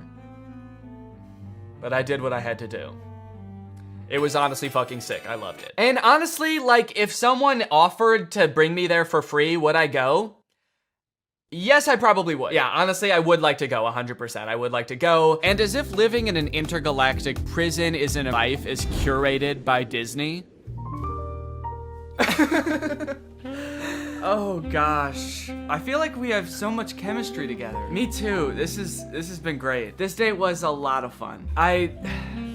I really haven't connected with anyone like this in a long time. Fantastic. How likely would you be to recommend this experience to a friend? What? On a scale from 1 to 10, how would you rate my performance? Performance? I thought you were just like genuinely interested in me, like romantically. Oh, perfect. So a 10 then? I really opened up to you. And you opened up to me. That's all just part of the story living experience. It's Disney magic. So that whole story you told me about how sad you were that you had to release your pet into the wild because it had grown to be wild. That was the plot of The Fox and the Hound. What the fuck is wrong with you? Thank you for riding Disney's Love Connection. Please make sure you pick up all your belongings as you exit the ride. Are you an animatronic? Please do not try to fuck any of the animatronics. Are you all animatronic? Have a lovely day here at Am I the only person that lives here? Anyway, that's the end of the video. It's time to talk about our sponsor. What's up? It's me, a hacker, and I'm so excited to steal your data because you don't have today's sponsor, ExpressVPN. You see, sending data over an unencrypted network is a lot like sending a postcard. There's no envelope to cover up your info and protect your sacred message. So any old creep with a little bit of basic computer knowledge and a little bit of free time can come along and check out all of your private information. I'm talking passwords, financial details, hell, emails. I'm gonna look at all of it. I'm doing it right now. Hey guys, I was just kidding. It's just me, Danny. Well, I wasn't kidding about most of it, actually. Just the part about me being a hacker. But the rest of it is true. Oh, there's not enough light on my face now. Can I just sort of illuminate my face with this? Luckily, today's sponsor, ExpressVPN, is here to help. Because ExpressVPN encrypts all of your network data with their best-in-class encryption. It would literally take a hacker using a supercomputer billions of years to crack this encryption. ExpressVPN has the fastest speeds out there. They've got 24/7 customer support, and ExpressVPN is extremely easy to use. You can fire it up and get connected with just one click. I've got ExpressVPN on every device that can have it, just to have a little bit of extra peace of mind when I'm out and about, especially on public Wi-Fi. So if you want to find out how you can get 3 months of ExpressVPN for free, then head on over to the link in the description. That's expressvpn.com/Danny Gonzalez. That's expressvpn.com/Danny Gonzalez. Thank you, ExpressVPN, so much for keeping us safe, but also sponsoring this video. Thank you to you guys for checking out ExpressVPN. When you click on the link, it really helps to support my channel, so thank you for that. All right, thank you guys for watching this video. I hope you enjoyed it. If you're new here and you're not subscribed yet, make sure you subscribe and turn on my notifications to join Greg. Greg is what I call my army here on YouTube. We are a ruthless army whose violence and terror knows no bounds. Please subscribe and turn on my notifications to join, and I will see you next time. Bye-bye. What's up, Greg? I hope you're having a great holiday season. I know I was, until I watched the new Home Alone movie. And I got sick, also. I think the movie might have given it to me, honestly. You know, guys, when you think about it, I guess it makes a lot of sense that they would make a new Home Alone movie, you know? Hollywood loves their sequels. Their sequels of sequels, and they've already made like 5 Home Alone movies, so why stop there? And sure, like, nobody has watched or even been interested in the last, like, 3, but all the more reason to make another one, you know? Sort of a comeback Home Alone movie this could be. I guess could have been, if it wasn't already out and wasn't already bad. It's a shame, man. I really liked the first 2 Home Alone movies, but then after that, nothing feels the same. And I don't know what it is about this one in particular, but watching this little kid beat the shit out of these burglars, it's just not as fun as it used to be. I guess I really am grown up. Oh, no, you know what it is, actually? It's not that I'm grown up. It's that instead of making the villains in this movie like cartoonishly evil burglars, they made them like a struggling middle-class family who are only breaking into this kid's house due to a misunderstanding. They're not evil. They're not trying to hurt anyone or kill anyone. They're just like a down-on-their-luck family. And this rich kid is just fucking him up at every turn, dude. This movie is insane. You know how a Home Alone movie goes. There's a kid, he gets left in his house by himself, there's robbers who try to break in, and the kid sets up a bunch of traps to try to hurt them and embarrass them. And that's exactly what happens in this movie. So you're probably wondering, who are these robbers and why do they want to break into this kid's house so bad? So let me tell you. Pam and Jeff McKenzie are parents. They live in the same area as the main kid, Max. And the movie starts off with them having an open house. They're trying to sell their house because they're both down on their luck. One of them doesn't make very much money and the other has just lost his job. And so they're trying to sell their house to keep food on the table for their families. It's very sad. The movie sort of tries to make it into like a funny thing happening. There's like millennials that come to try to buy the house, wearing berets and scarves. You know how like millennials do. Always wearing berets and scarves, I am. The schools here are amazing. They are totally lit. And there's a lot of scenes like this in the movie that seem like they're trying to get you to empathize with this couple. In this scene, they're just talking about how they can't afford to live in this house anymore, even though they love this house and they always thought that they'd be growing old together in the house. Unfortunately, it just won't be able to become a reality for them. I always thought we'd get old and weird in this house, but we've done the math. We can't afford it on my salary alone. Yeah, but I mean, I crushed my interview with IBM. Crushed it. Crushed it. But that was 3 months ago. It's very sad. And when I watched this, I didn't know that these two were going to be the ones who were gonna have all of the booby traps happen to them. And it's kind of crazy now watching it back, being like, holy shit, just about an hour and a half from now, these two are gonna be getting maimed by a rich child. How fucked up is that? So what's their motivation to rob this kid, you might ask? Well, it's sort of, I feel like everything in this movie is so long and convoluted to explain. Probably because they've done this same movie like 6 times now. And so they keep having to come up with like new, more obscure ways to explain everything. Like, how does the kid get left home alone? And why are burglars trying to get into his house? Basically, there's this doll that the McKinseys own. They have a whole collection of these dolls that were like his grandma's or something. And they find out that one of them is worth like $200,000, which is enough money for them to like save their house and have enough time for the husband to find a new job. And they could even remodel the whole house. It's great. But during their open house, Max and his mom, who are rich, by the way, they live in a mansion, stop at their open house because Max has to pee. Do the maths. 6 soda refills into one tiny 10-year-old's bladder does not go.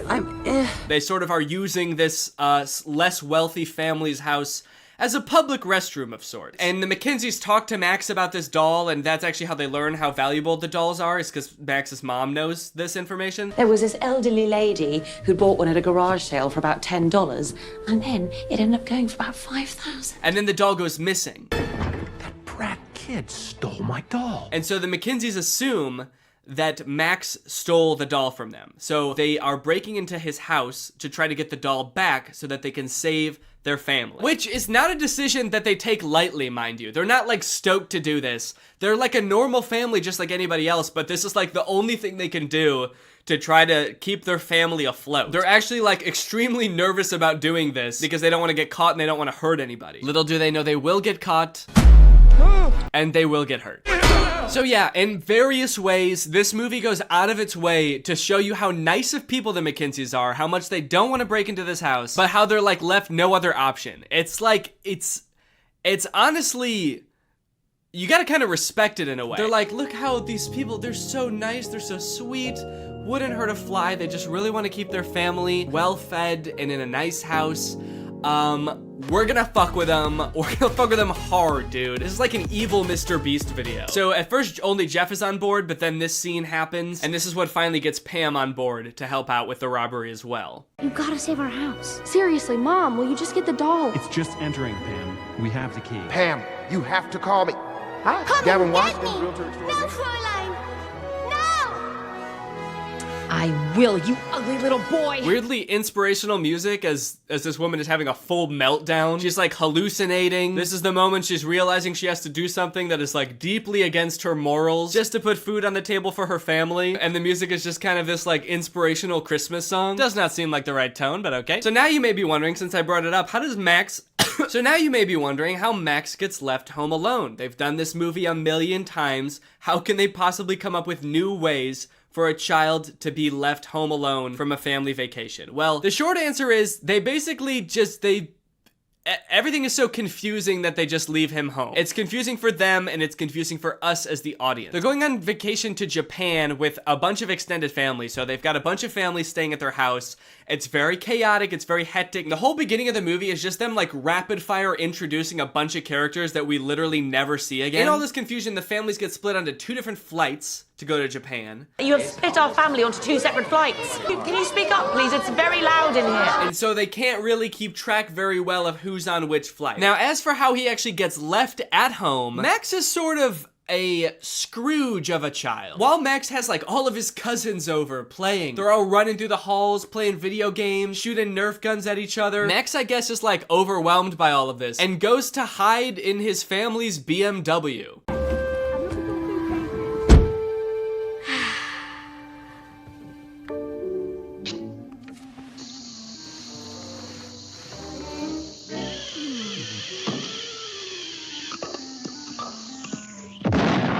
There's like a random car commercial at the beginning of the movie. He leaves the ruckus of his house on the holidays to go sit in the garage in his family's BMW and watch cartoons.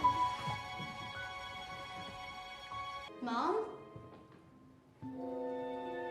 Dad? Seems like a weird way to advertise BMWs, honestly. I'm not sure about that product placement. BMW. For rich recluses who hate their families. Get left home alone while your family goes to Japan because you were watching Looney Tunes in your car. BMW. This kid is a weird one, man. He's like 80 years old or something. He lives in a huge ass house. He's got a bunch of cousins. He's got a million toys, probably. Seems pretty fun to me. But instead he's like, get all this fun out of my house! I hate Christmas. I'm gonna go hide in my luxury car and pass out for 12 hours. There are a lot of choices in this movie that make very little sense, and I'm still trying to figure out why they would do these things. This movie looks like weirdly cheap while also having a ton of big celebrities in it. People even I was surprised to see, even after watching a trailer, like Kenan Thompson, Pete Holmes, Ellie Kemper. They have like a ton of big names in this movie, and some of them with like really weirdly small, insignificant parts. Chris Parnell, for example, plays Uncle Stu in this movie, who we see once at the beginning, and then for the rest of the movie, he's shitting. Did Carol leave? Travel safe. What's going on? He's shitting even before we see him too. I told you to use the restroom in the coffee shop, darling. After Uncle Stu had been in there? Really? Did you see how many deviled eggs he had for lunch? And then for the rest of the movie, we only hear him through the door of the bathroom. Did somebody call the house? No, because we don't have a landline, Stu. Because he gets to Tokyo and then I guess had more bad food and is still shitting. Actually, that might be one of the funniest parts of the movie, honestly. The fact that this uncle is just pooping his brains out the entire time. That is pretty funny. And the fact that they got such like a big name to play him, and we're paying you $5 million for this role, and you're gonna be behind a door pooping your brains out, and we're never gonna see you. Is that cool? Also, Mikey Day from SNL is a priest in this movie. If you didn't look very hard, you might not even know there was a priest in this movie, let alone the fact that he was played by someone famous. If this movie was good, it would have been cool to see so many famous actors, but because it was really underwhelming, it was almost disappointing every time a new actor popped up that I recognized. I was like, oh, not you too, man. What's going on? Are you okay? Another weird choice, they threw in this line in the middle of the movie about remakes always being worse than the original. Oh, this is garbage. I don't know why they were always trying to remake the classics. Never as good as the originals. Like, yeah. Fuck you. It was like the studio being like, we know this isn't as good as the first one, but you're still gonna eat this shit up, aren't you, little piggy?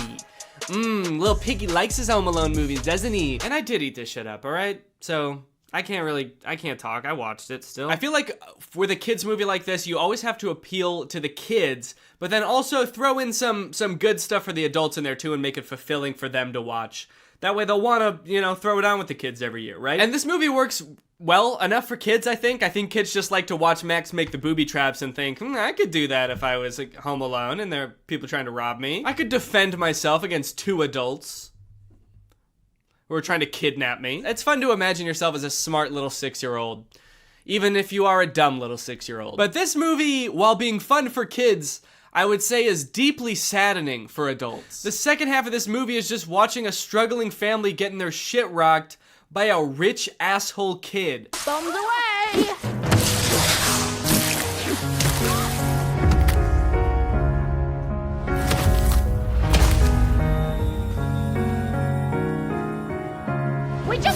He's just not a cool, fun kid. He's a rich asshole who tries to steal from church at one point.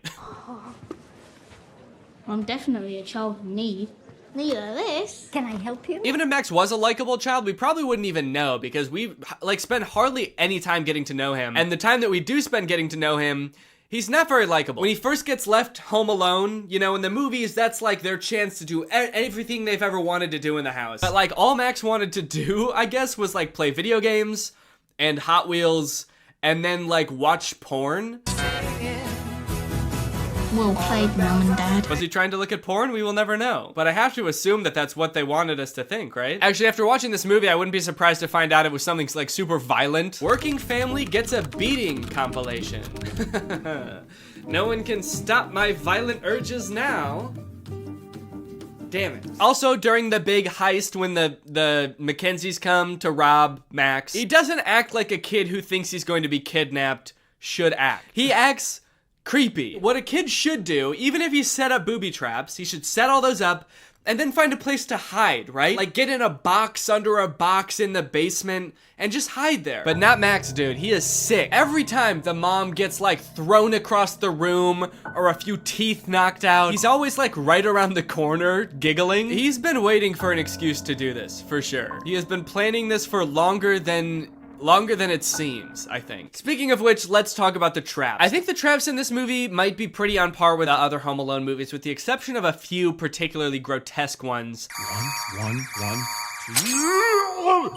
And also the, I think the makeup artist for this movie thought they were doing makeup for a horror movie. At one point, Jeff gets shot in the head with a pool ball because Max has sort of like a gun that shoots out pool balls, which I do think would kill someone. But Jeff is just kind of walking around the rest of the scene with like a giant ass bump on his head. It is horrific. Why is he doing this to us, Pam? At one point, Pam, sweet Pam, is lit on fire. Okay.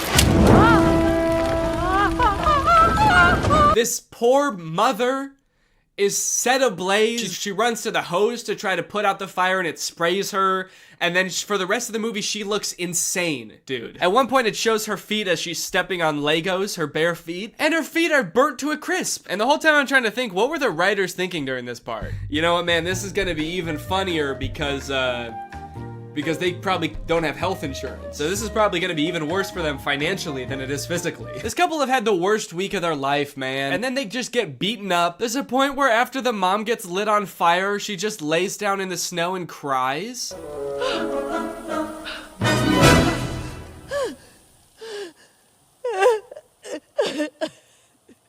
Am I supposed to be laughing right now? This is so sad. The worst booby trap of the whole movie, and probably any Home Alone movie, I feel like has gotta be this one. It is so grotesque. It is honestly scary. This is some horror movie shit right here, okay? Pam thinks that Max has just run up into the attic, so she goes to pull down, like, the ladder that leads to the attic, and instead she's greeted with a Nerf gun that shoots out Nerf darts with push pins sticking out the front.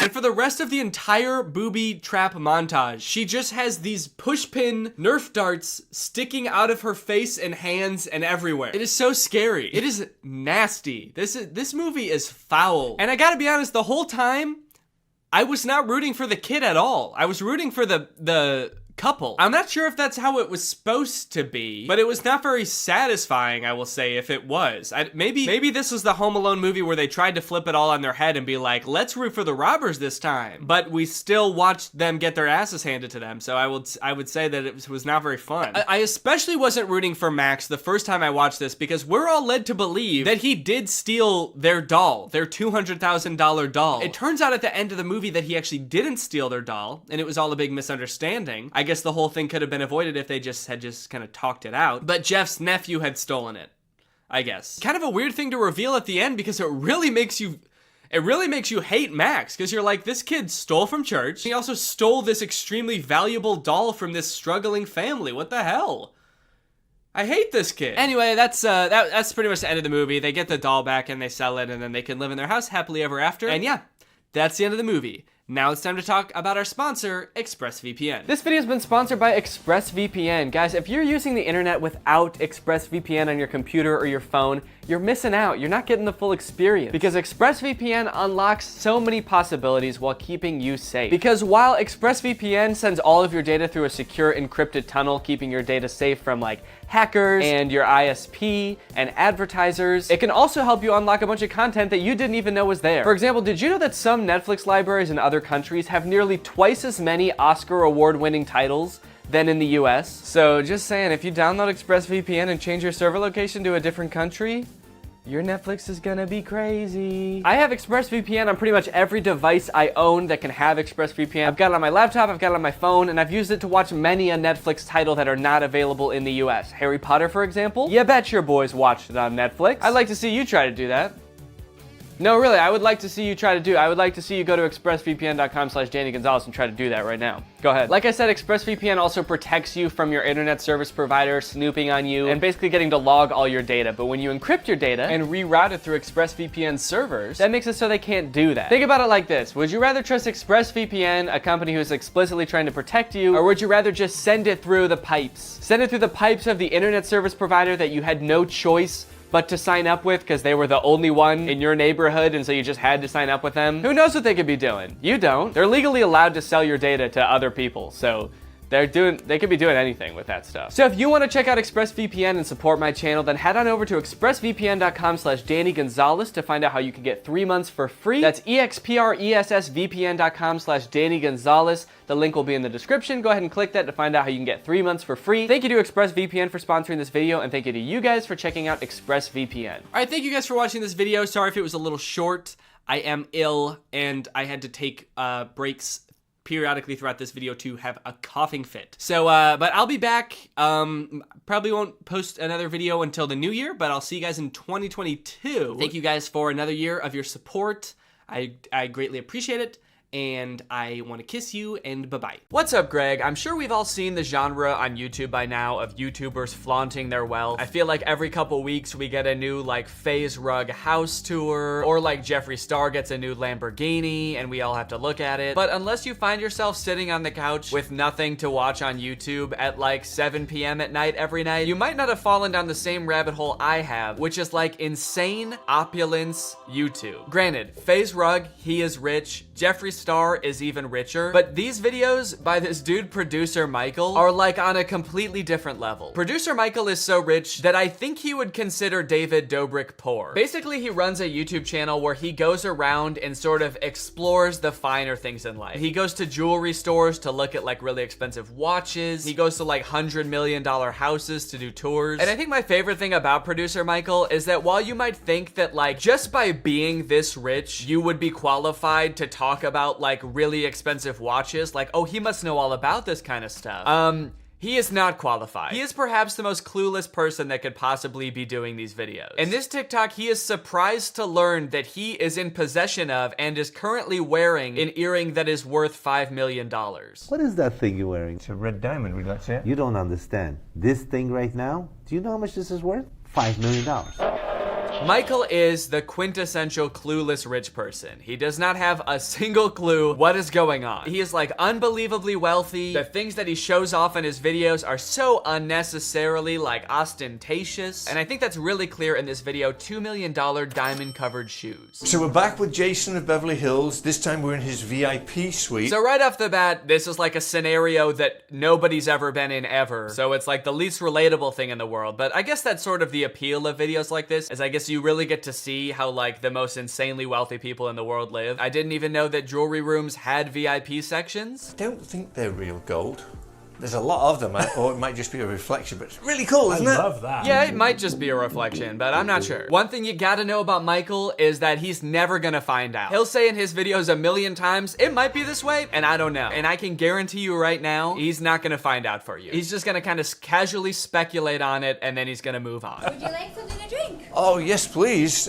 Sparkling water. Adam will have the same. I'm choosing it for him. Although, I do see beer taps back there. No beer, Adam. So stern with the no beer Adam. Like, I'm wondering, did something happen before? No beer, Adam. I feel like Adam has definitely had some sort of workplace incident involving beer. Wow, this is lovely. Oh, I already see lots of sparkly things. Wow. What have you got your eyes on? Really great commentary so far. They just sort of walk in and silently stare at the diamonds for a few minutes. What are you looking at over there? Rings? Cool. I'm looking at bracelets. Nice. But eventually they make their way over to a pair of $2 million diamond covered shoes. Michael Blakey shoes. I could wear these, right? I know. Amazing. These are all diamonds.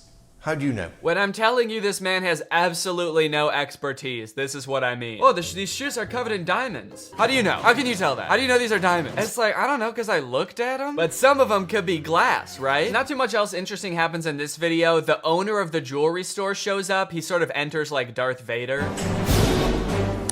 How are you? There's also a portion of this tour where the owner's wife is also behind glass. Like she's in a different room, kind of just like, oh man, I wish I could hang out in the VIP lounge. Now, many of you may have heard about the One. It was like being marketed as the most expensive house in the world. It's like this insane mansion in LA. It was just in the news recently because it was selling for $500 million and they couldn't find any buyers for it. And so I think that it was like foreclosed on, and then finally it was sold at auction for like $150 million, which is obviously still insanely expensive, but like, damn, that's like $350 million below asking. And about a year ago, Michael was able to actually tour the house with the man who designed and built the house himself, the lucky winner of negative $350 million, Niall Niami.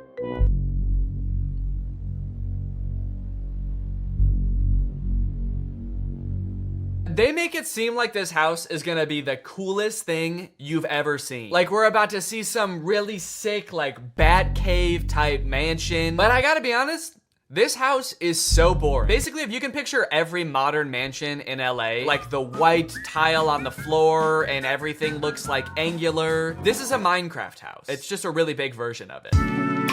There it is, in all its glory. This house is so big it makes my stomach churn. The whole time I was watching this tour, I was kind of just like, I would feel so stressed living here, knowing that like on any given day, honestly in any given month or year, there's no way I could possibly utilize all of this house. A couple weeks ago, I bought this candle that I put on my desk, and then afterwards I realized that I don't really like how it smells that much, and so it's just been kind of sitting here, and I've burned it a few times, but just it sitting here is like making me feel bad for buying it, because I know I'm not really not gonna use it much. So to imagine a house that costs probably, I don't know, like 5 billion times as much as this candle, I can't do the math in my head that quick. It's a very stressful thought, and it really makes you wonder, who is buying this house? Who thinks they need this house, you know? And in case you're wondering, it is like the owner of Fashion Nova who bought it. That's who bought it, so. We are at the largest house in the urban world. And what gets better than that, we are with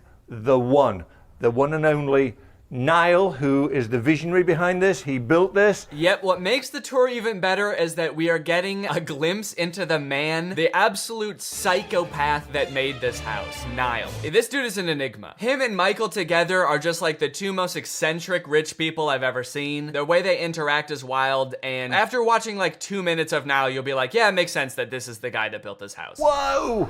Guys, I have never been in this house before. This is the first time walking through the door. Really great commentary, dude. You've just entered the most expensive house in the world, and the only thing you can say is, I've never been here before. And that's pretty, and I have no further comment on the matter. Like, how does this guy get these gigs, man? He does not know anything about anything. Wow, holy shit, this place is big. So that's the tour then, and I get to go home. Oh, there's more rooms? Oh, sick. It's like watching a cooking competition show, but like that master chef or whatever is trying everybody's dishes, and he's like, I've never eaten cake before, but this is good. This is cake. Yeah, it's pretty good. Is all cake like this, or is cake usually better than this, or this is good cake? Yeah, I like it. The house is surrounded by water, so we have little moats, and we have a total of 7 water features and swimming pools combined. But this office, you'll see every single wall in this office touches water, so it's like it's floating. Yes, that's exactly what I want when I pay $500 million for a house. I want to look out the window and see what looks like a mall, like wishing fountain. Is it just me, or is this like the ugliest like water feature in a house you've ever seen? Like the tile grout already has like a ton of dirt in it. There's like a filter thing right here. I feel like they could have done more to make this look nice. Also,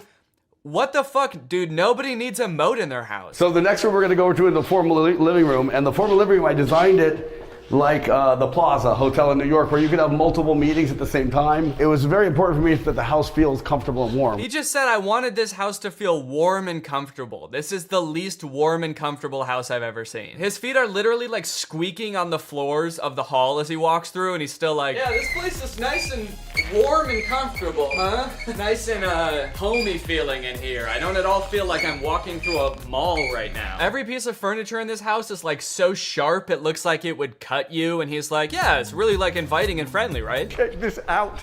Is this not the Four Seasons? I feel like I'm in the Four Seasons. Is that a good thing? Yeah, I kind of wanted the living room, the place where you like relax and unwind, to feel like the lobby of a hotel. And then for the master bedroom, I wanted more of an intimate feel. So for there, we kind of went with like a Cheesecake Factory vibe. And just like the Cheesecake Factory, there is a lot on the menu in there. Yup. And the view today is a lot of overcast, but still, you know, the thing that is crazy. Great banter between Michael and Niall. Still, you know, the thing that is just sort of talking over each other constantly. This next part, we get a glimpse of how truly weird Michael is. They go outside to look at this sculpture, and Michael is like really excited because he gets to walk on grass. This is going to be a first. I never walk on grass. A lot to unpack here. First off, he says, I never walk on grass. And I think he's talking about just his house tours. I don't know why. I mean, like, most houses have some kind of grass yard, right? Especially ones this big. But he could also be talking about just like in his everyday life, like this man is so rich that he's never walked on grass before. And it kind of made it seem like it, because if you go back, like, he kind of looks like a dog with an electric fence, where he's like kind of walking along the edge of the tile trying to follow Niall, but he can't because he doesn't want to walk on the grass. I just want to know more about Michael's story. Like, who are you, dude? Father never let me walk on grass as a child. He said grass is for the peasants that live at the bottom of the mountain where our castle resides. This is real grass, and I'm going to walk on it. There you go. How about that? Look, I'm on the grass, guys. And you know what? I'm happy for Michael. He is like absolutely ecstatic to be stepping on grass. This is the best day of his life. He's really showing his dad today, hey dad, you don't have to be poor to step on grass. Now, you might not think that Niall is that weird. I know I said that he's like a really eccentric guy, and you might be wondering what I mean by that. While Niall is showing off this sculpture, listen to the tangent he goes on about his ex-wife. It's turned into something so much more, because my ex-wife, I'm just getting divorced, unfortunately. It was a whirlwind relationship. I met her during COVID, and it didn't work out. Okay, we don't need to know all this. This is not about the sculpture. Just keep going. You don't need to give us the whole story of your ex-wife when you just mentioned her once. But maybe it will still at the end. I don't know. But this is a charity that we have called Wings of Angels, and this is going to help children in third world countries through the arts. I don't know any of what he's talking about. He went into this weird tangent about his ex-wife and how he hopes it'll still work out. It seemed like he got choked up, and then he was like, but this sculpture is going to help third world country kids. And that's really what it's all about at the end of the day. So this is my artwork, and I have one in a glass case in my other house that says giraffe, anatomically correct giraffe skeleton. So this guy has an anatomically correct chrome giraffe skeleton in this house. As you'll see in a bit, in his own house, he also has like the same thing, but in gold. This dude is really into giraffe skeletons. I don't know if he thinks that makes houses seem more warm and friendly to have like a giraffe carcass towering over you at all times. And then there's also a nightclub in the bottom level of this house. This is the nightclub. Look at this. Shall I do the reveal? Okay, here's the reveal. It almost feels like he like wanted the house to be a certain amount of square footage, but then like ran out of ideas of how to fill the space. So he got like 50,000 square feet done. And then for the other 50,000, he was like, I start putting like businesses in here. I don't know. Nightclub, sure. If you go another level down, it's like an Amazon fulfillment center. Well, Paul McLean was the architect, but everything in this house was generally all of my ideas. We know. It was your idea. We know. It's very believable. You don't have to explain it further. We know. You killed the giraffe and you came up with a nightclub idea. This is the community bath. So this is the her side. This is the toilets and this is the sinks. And see these plates right here. Why does Michael storm into the bathroom like he's looking for someone? Niall's talking, he just like books it to one of the stalls and is like, who's in there? Michael's actually on a secret mission right now. He's on a reconnaissance mission looking for this dude's ex-wife. We know she's hidden somewhere in the house. You've got to find her, Michael. Oh, okay. Really interesting house. Yeah, I like this place. Found ya! Oh, shit. These are the urinals. And I'm gonna have cameras here looking at the guys. You're gonna have cameras? Cameras looking at the guys putting the image in the girls' bathroom. Out of the box thinking. Out of the box thinking. You see, most people wouldn't think to do that because it's illegal. But I'm thinking outside the box of what is like morally acceptable. It's a normal thing like a guy would do. Now I'm thinking like the girl, getting them back for a minute. He's like, you know how that's a thing that guys are always doing? A thing that all guys are doing? And it's like, no, not really. I don't think all guys are doing that in nightclubs. And he's like, yeah, you know how I'm always doing that? You know how I'm always putting cameras in the girls' bathroom? Well, now I'm gonna do the opposite. I'll show you the theater. Where is the theater? Wait. It's very hard. We just saw the real Niall for a second. Oh, where is the theater? Shut the fuck up! You speak when you're spoken to. Or, it's over here. Hard to see this because my ex that I met 8 months ago, I married. It didn't work out because she's from Argentina. She doesn't listen to me, blah, blah, blah, blah. He said it didn't work out because she's from Argentina and she doesn't listen to me. My two biggest turnoffs, dude. Kind of feel like you would have known at least one of those things before you got married, but I don't know. She's from Argentina. She wouldn't listen to me. She told me to stop mutilating exotic animals, blah, blah, blah. She told me that my giraffe-sized vat of molten gold in our living room was too expensive. But it's still hard to see because we were like soulmates, like deeper connection that you could ever imagine. No. So it's hard. Dude, you gotta stop bringing up your ex-wife, man. 10 million people have seen that first video, and 4 million people have seen this one. You can't be airing this stuff out like this. Rich men will do a $500 million house tour instead of just going to therapy. I struggle to properly articulate how I feel when I watch videos like this, because on one hand, like, it is entertaining to see how like insanely rich people live. I think another part of it is sort of like a what is that word, like what is it called when you're like watching somebody do something embarrassing and it's like makes you feel funny? Schadenfreude? I think that's it. It's kind of like secondhand embarrassment where I'm like, I like look at Michael and just like all of the expensive stuff he owns in his clothes, and I'm like, don't ever let me be that person. I make more money than I ever thought I would from YouTube. I have a really great career. It is a fear of mine that I will someday become out of touch and start acting like this. So if you ever see me start acting like Michael, please do not let me. Okay, so now that was the house that Niall built. Now this is Niall's personal house. Maybe you're curious to see how this dude actually lives, given everything we know about him so far. So this is your house? It is, yeah. This is absolutely gorgeous. So, oh, that's cool. Yeah, check it. Can we show that? It's a hologram. I need this. Where do you get these? I'm selling all the art, so if you want, I'll have this. So one of the weird things about this house tour is that Niall keeps saying that every piece of art in this house is for sale, which is definitely not a good sign. Like every time Michael is like, wow, this is a cool piece, he's like, yeah, how much will you pay for it? Because this one's actually going, it's a great deal. It's going for $350 million. Do you want it? So here's the golden giraffe that's at his house. It's absolutely insane looking. I mean, like, I don't know, does this go kind of hard? Is it cool? I don't know if you can tell at this part of his house. It kind of feels like it's just like in the back of his house somewhere that you'd never see it. But if you're gonna have like an insane piece of art, like maybe this is kind of cool. He said there is like a real giraffe skeleton involved in this somehow. I think that they like molded one out of clay based on a real giraffe skeleton. So I don't know if they had to kill a giraffe to make this. That would be fucked up. But then Niall says something that is pretty disturbing. Each side is too clear, too broken. You want to know a secret? It's funny. Yeah. They weren't really broken. Like somebody shot a bullet in this one. You can see the hole, so I broke the other side with a hammer just to match it. Yeah, Niall says that someone shot the giraffe's sculpture case randomly, like he doesn't know who it was. And his first instinct was like, oh shit, now I gotta make the other side look cracked too. So he walked around to the other side and cracked it with a hammer. Niall, are you not concerned? Why did they do that? I don't know. I came out one day with, oh, sorry. I don't know. It's not like I'm in like a ton of debt and people would have good reason to take me out. It's probably not a big deal. Oh, my favorite part of this whole tour is that while they're in like the bathroom, I guess, or some kind of spa room, Niall says he has a secret room, the red room. And he's like, you can't bring a camera in here. So I'm guessing this is some kind of like sex dungeon or some shit. And when Michael comes out, he is absolutely petrified. He is a changed man. Oh, that secret? Yeah. Yeah. Oh God, I see why. Hold on.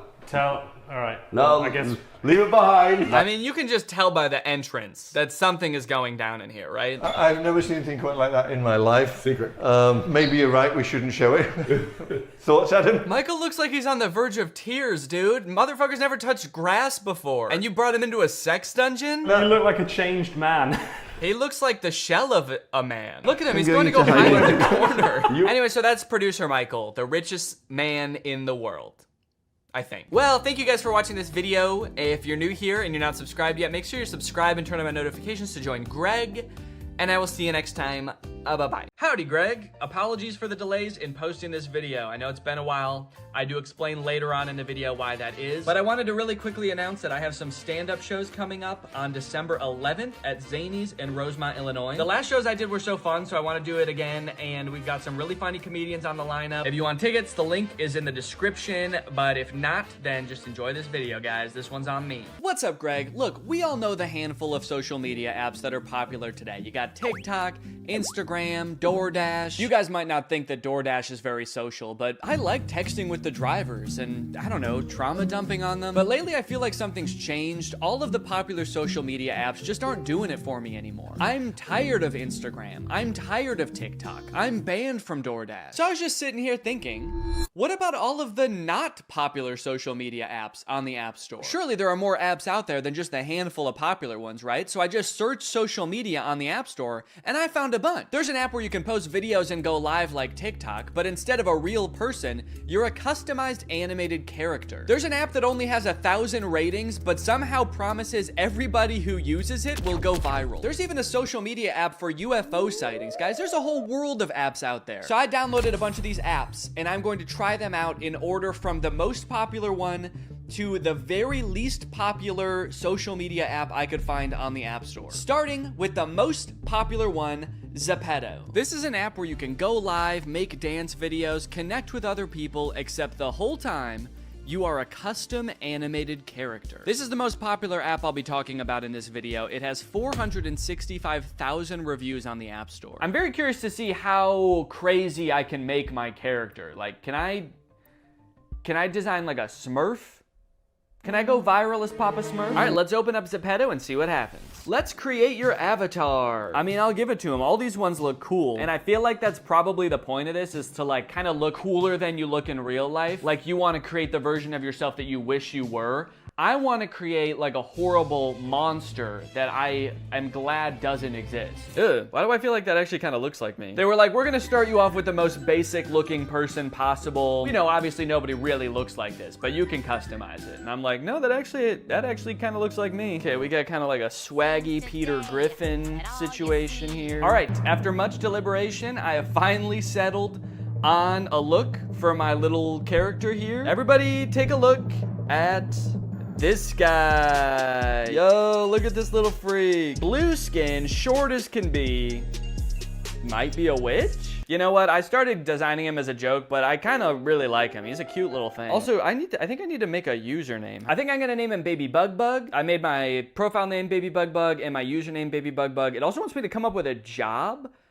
My job is Baby Bug Bug, and I made my bio, help me get to 10,000 followers so I can get back to my home planet. Some interesting Baby Bug Bug lore there. I'm trapped on Earth, and they won't come pick me up unless I have 10K followers. It's a very exclusive planet. Initially, the only reason I wanted to download this app is so I could go live as some little freak. But upon entering the app, I realized you need at least 100 followers before you can go live. What? Reach 100 followers and start your Zepeto live? I can't even go live until I have 100 followers? What the heck? In hindsight, I guess that makes sense, because like, who would I be going live for if I had no followers? So I just decided to make some videos. Okay, so it looks like they have trending templates here, and so if I just click on one of these, is my character gonna do it?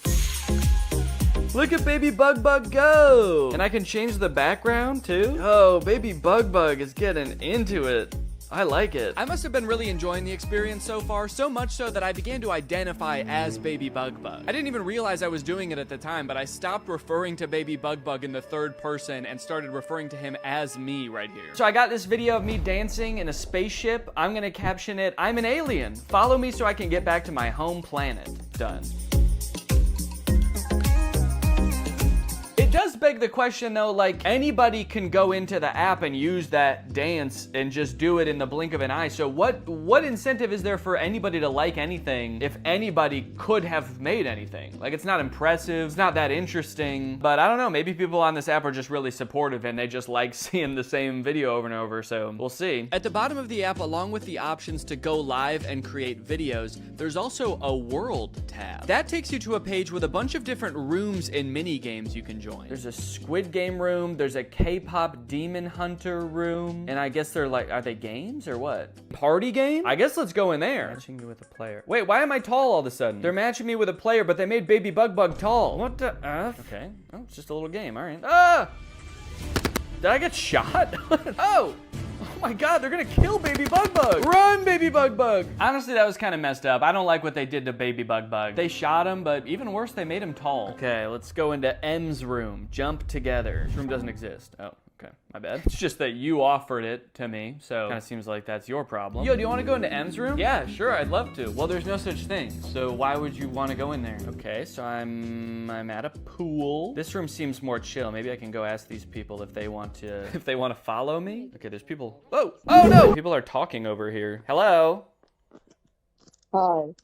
Hi, I'm Baby Bug Bug. Do you need followers? You literally have 0 followers. Yeah, I need followers so I can get back to my home planet. I'm Baby Bug Bug. I'm from a planet where you have to have 10,000 followers, otherwise they kick you out and make you go to a different planet, so. Hold on, let me just be a dude demon thing that my cousin wants me to beat 3 seconds. Hold on. You gotta be a demon for a second? Is that what you said?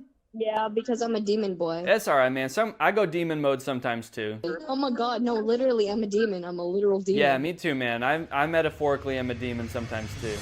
Oh! Ah! Ah! Ah! It's a demon! So I want to try to get like 100 followers so I can go live. Do you know how what's the best way to do that? I got 103K followers on here. You have 103K? So do you get followers by like posting videos, or like what do you do? Or you just like meet people? By being who I am. I get followers by becoming everybody's friend. Yeah, I mean, you are pretty friendly. I'll give you that. You're the friendliest demon I've ever met. All right, well, I guess I'm gonna keep exploring. Thank you guys for the advice, and thank you for being so friendly. Well, those kids were super nice. I can't believe that kid has 100,000 followers just from like hanging out with people. What the heck? Okay, great. I have 3 followers now. So pretty close to the 100 I need. None of them have watched my video. That's cool. And unfortunately, the players in the next room I went to were much less friendly. Whoa, what's going on, guys? What up? I'm Baby Bug Bug. I'm an alien. I'm a baby alien. I'm gonna follow everybody in here. If y'all want to follow me back. Anybody think that's cool? What? Wait, who nicknamed me Butt? Who gave me that nickname Butt? Whoever did it, I think they left. That's not very swaggy of you guys.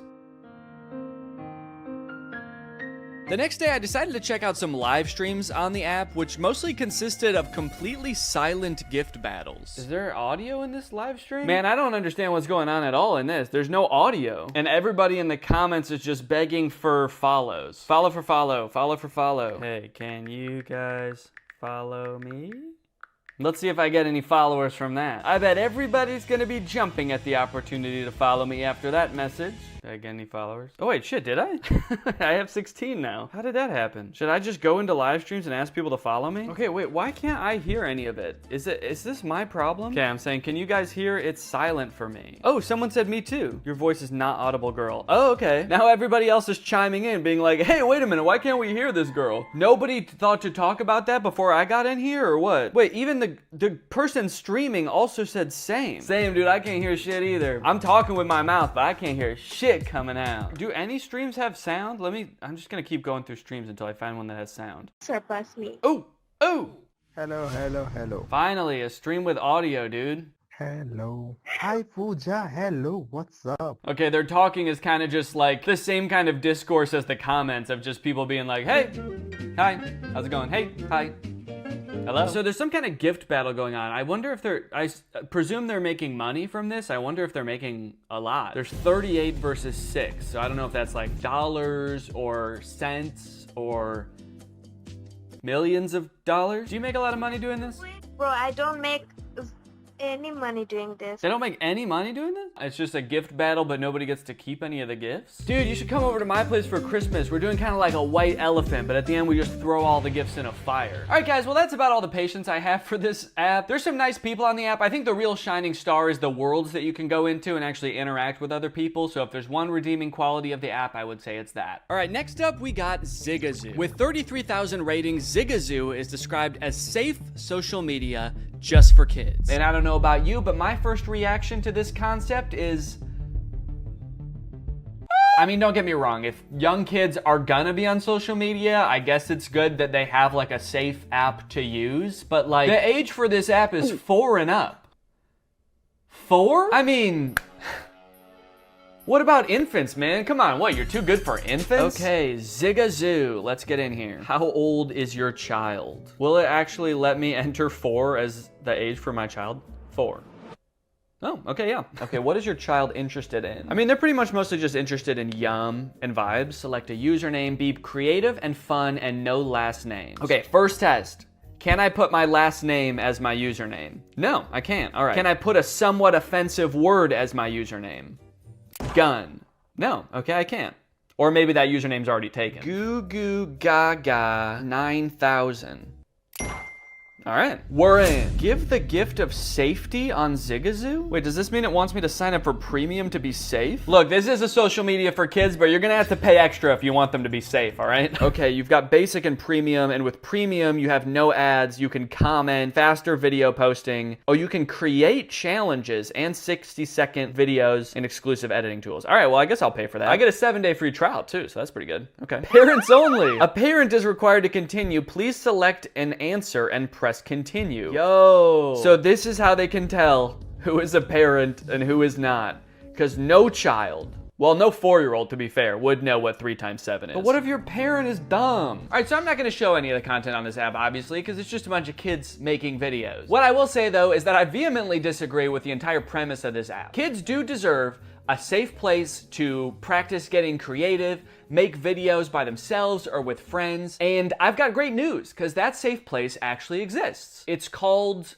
in real life, with their friends and their family. Why do kids need to be posting videos into the ether for strangers to see and judge them at all? Kids have a hard time navigating the opinions of their direct peers in their own community. Do we need to expose them to everybody in the whole world? Do we need kids to learn at a young age what it feels like to get 0 likes on a post that they worked really hard on? Anyways, I wouldn't download this app for my kids. Also, the app makes my phone like boiling hot, so all in all, I just cannot recommend it.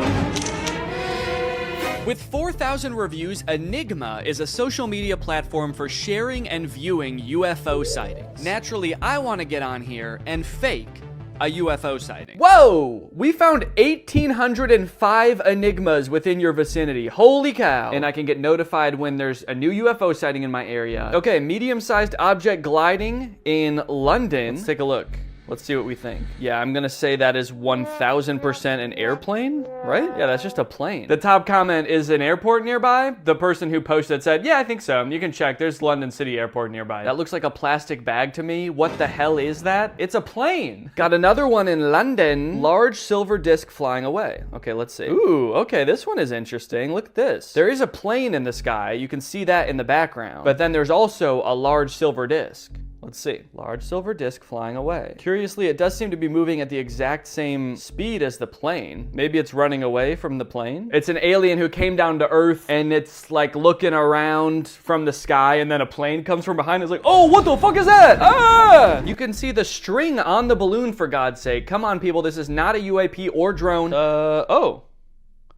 Yeah, I can see like a faint string-like entity, but you know, that could be anything. That could be some kind of alien technology, a probe, it could be a tentacle, it could be that thing's dick, I don't know. Yeah, this video also seems like it might have a string. Okay, you know what? I am starting to think that it is clearly a balloon. Okay, here's one of the audio-only posts for some reason. Let's see. Boomerang-shaped object with red lights flying. Sitting at this graveyard in a church.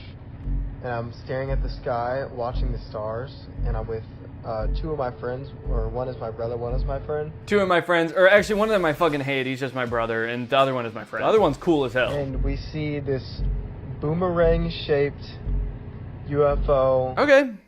Yeah, I mean, that's definitely a spooky UFO sighting. Maybe it was a drone, maybe it was some kind of spacecraft.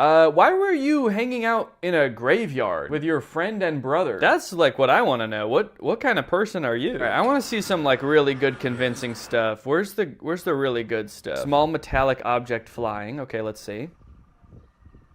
See, now I'm just gonna think every single one is a balloon. I'm like, that's just a shiny balloon. It's a balloon. Yeah, okay, so the people agree with me. The fact that the comments say Myler balloon makes me believe it isn't. That along with my own eyes watching the video. Okay, so there's some people on the app that think everything's a balloon, and other people on the app that are like, I'm gonna believe the opposite of what everyone else says. You know, I'll be honest, I was kind of expecting to get onto this app, and it would be kind of just like an echo chamber of everybody being like, on every video, oh my gosh, UFOs are real. The government is really hiding it from us. But there's a lot of very skeptical people on here. You can't just upload a balloon on this app and expect people to buy it. Honestly, they might even be more skeptical than me, because that first one that was a balloon, I didn't even notice the string. I was just like, whoa, that's crazy. I was about to throw my whole life away and go search for UFOs. And the comments actually kind of talked me down. It does look like there's actually a lot of sightings around O'Hare Airport, which is kind of funny. What the fuck is that thing in the sky? It's landing at the airport! This app kind of sucks to use. It's like really laggy. I'm pressing the button to go to the comments on this one. It's like, really slow. I think this app is trying to lose users. I think they have something to hide. Someone said this looks like a spot on a glass window. That's actually kind of a good idea. Maybe I'll try to upload a video of that and see what people think. Okay, I'm gonna draw a little dot right here. Oh yeah, now that looks like a spaceship. I think maybe this needs a more distinct look to it. Like maybe it needs to be more like a pill-shaped or something. That way you can tell it's not just a random schmud. Something more sinister. Oh, yo, yo, whoa, whoa, whoa, whoa! Okay, that was, I feel like that one was actually kind of convincing. Let's see. Yo, whoa, whoa, whoa, whoa! Freaking the heck out as this thing just kind of meanders gently through the sky. Yeah, this looks totally fake. I'm not even gonna pretend it looks real, but I'm just gonna post it and see what people say. And I swear to God, if they try to gaslight me into thinking it was a balloon, I know what I saw. Oh, it's under review. Under review. I wonder who reviews it. Bashar decided that your video's fake, so we're actually not gonna post it on the app. Does a physical person have to look at that and decide whether it goes up on the app? I don't know if I like that. I don't know if it's actually gonna get approved now. But good news, guys, after just a couple minutes, I got a notification that my video was approved. So I went into the app to check it out, and my video was clearly labeled denied. I don't know why they had to lie to me about it. That makes it hurt even more, but they saw right through my charade and they denied my video, guys. All right, so I went out and I created what I think is a much better UFO sighting video. Here's what I did. I went to Walmart, I found myself some shiny balls, and I took them to a field. My plan?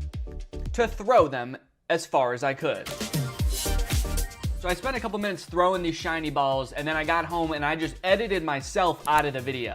So now it looks like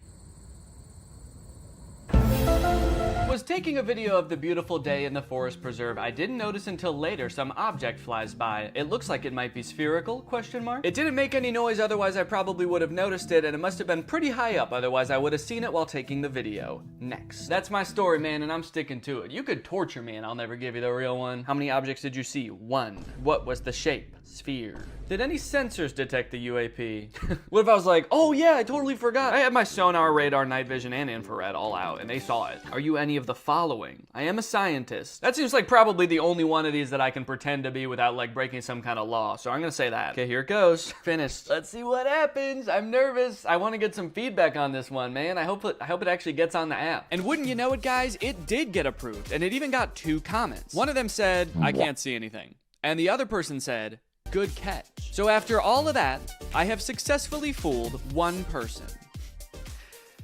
And guys, that's just kind of the master prankster that I am. All right, this next app is one of the most curious ones yet. It's called Waveful, and it claims that you'll gain followers and views at lightning speed. You'll get unmatched engagement, and you can even make money on here. But the weird thing is this app only has 1,000 ratings.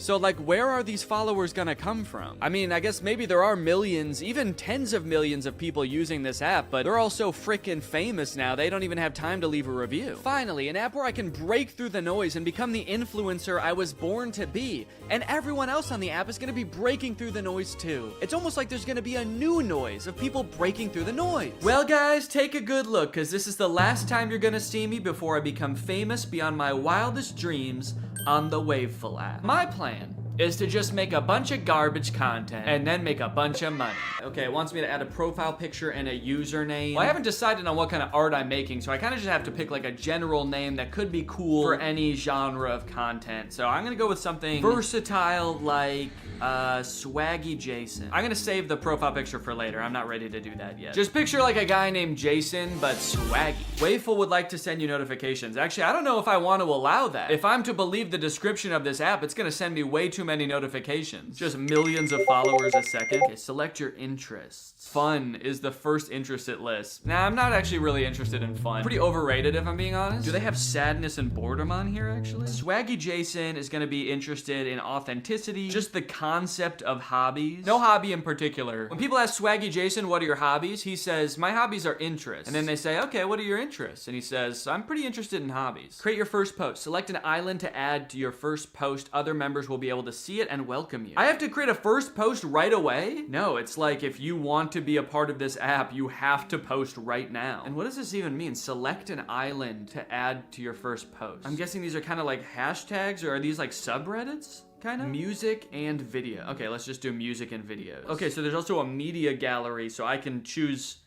other people's images to upload. Are these all AI images as well? They kind of look like it. Man, this really does make being a creator easy. I can just post somebody else's image, still can't tell if that's AI, and I can caption it. Whoa!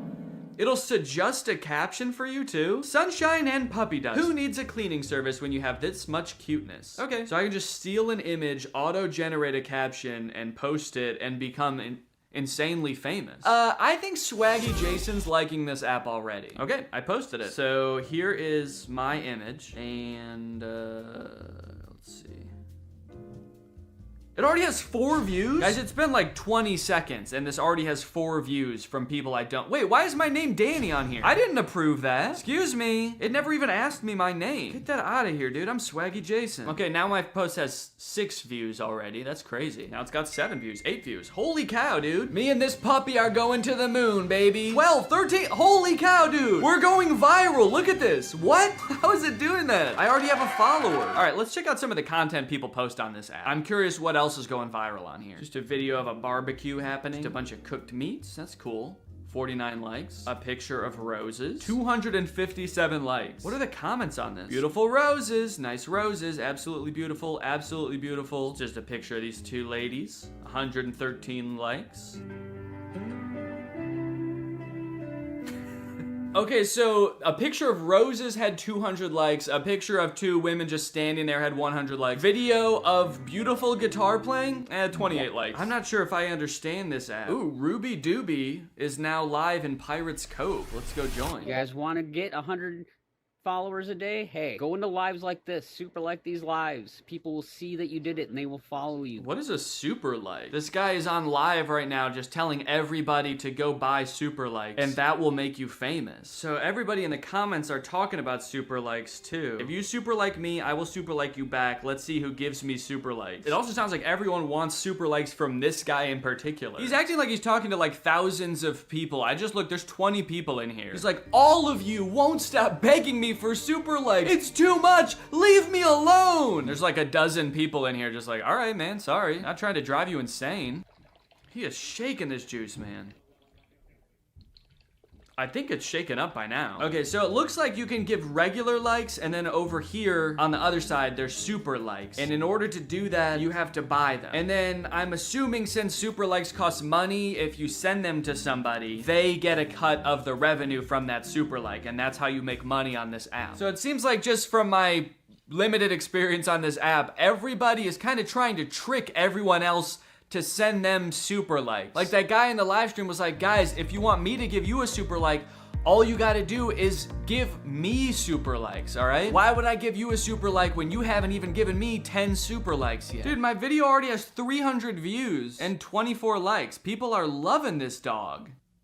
Wait a minute. I'm noticing some of the same comments over and over. Aw, so cute. Aw, so cute. Cute overload. Cute overload. Well, I know for a fact there are at least some real people on this app because that dude who was live was definitely real. Ruby Doobie or whatever his name is. Since this is an app full of low effort stolen content, I figured if I come on here and make some original music, people are gonna be blown away. They'll have never seen anything like it. So Swaggy Jason got out his guitar and started strumming. Swaggy Jason's coming. I heard him knock on the door. Swaggy Jason's coming. He's gonna swag on the floor. Yeah, well, hope that captivates some people and gets their attention, and we'll see how that does. Swaggy Jason's coming.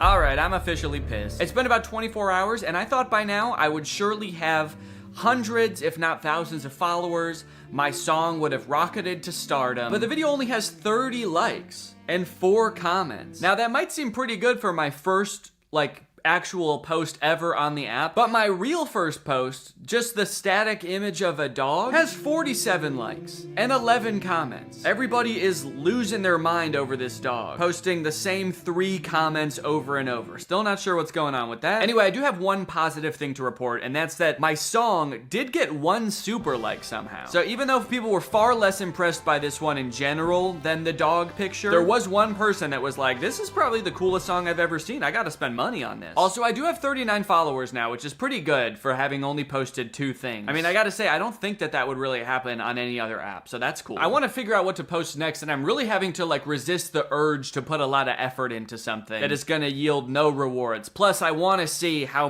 famous I can get by putting in the bare minimum amount of effort. Maybe if I go into the music category, I can look at what else is popping off in here. What kind of content on here is getting super likes? Okay, man, what? This dude just posted a static image of his face, and he got more likes than me. Everybody's saying he took a great photo. Okay, I've got this picture of my face, but I'm gonna edit a little bit before I post it. That way I'm not so immediately recognizable. So let me just do that real quick. Okay, I made a nice selfie of swaggy Jason enjoying the sunset. I guess I didn't really disguise myself that heavily. You can still pretty much tell that that's me, but I gave myself a cool little original hairstyle, and I made my eyes green. So let's go ahead and see if that gets any super likes, I guess. Let's see what happens if I suggest a caption for this photo. Is it gonna know what I'm... Oh, feeling devilishly handsome today. What do you think of my new do? Okay, so yeah, I guess it uses AI to suggest a caption, and it knows that my hair is ridiculous looking. I'm gonna change this to feeling devilishly swaggy today. Oh, you know what? I should make that my profile picture too. Shit. All right, now we just wait. If this somehow gets more likes than me playing guitar,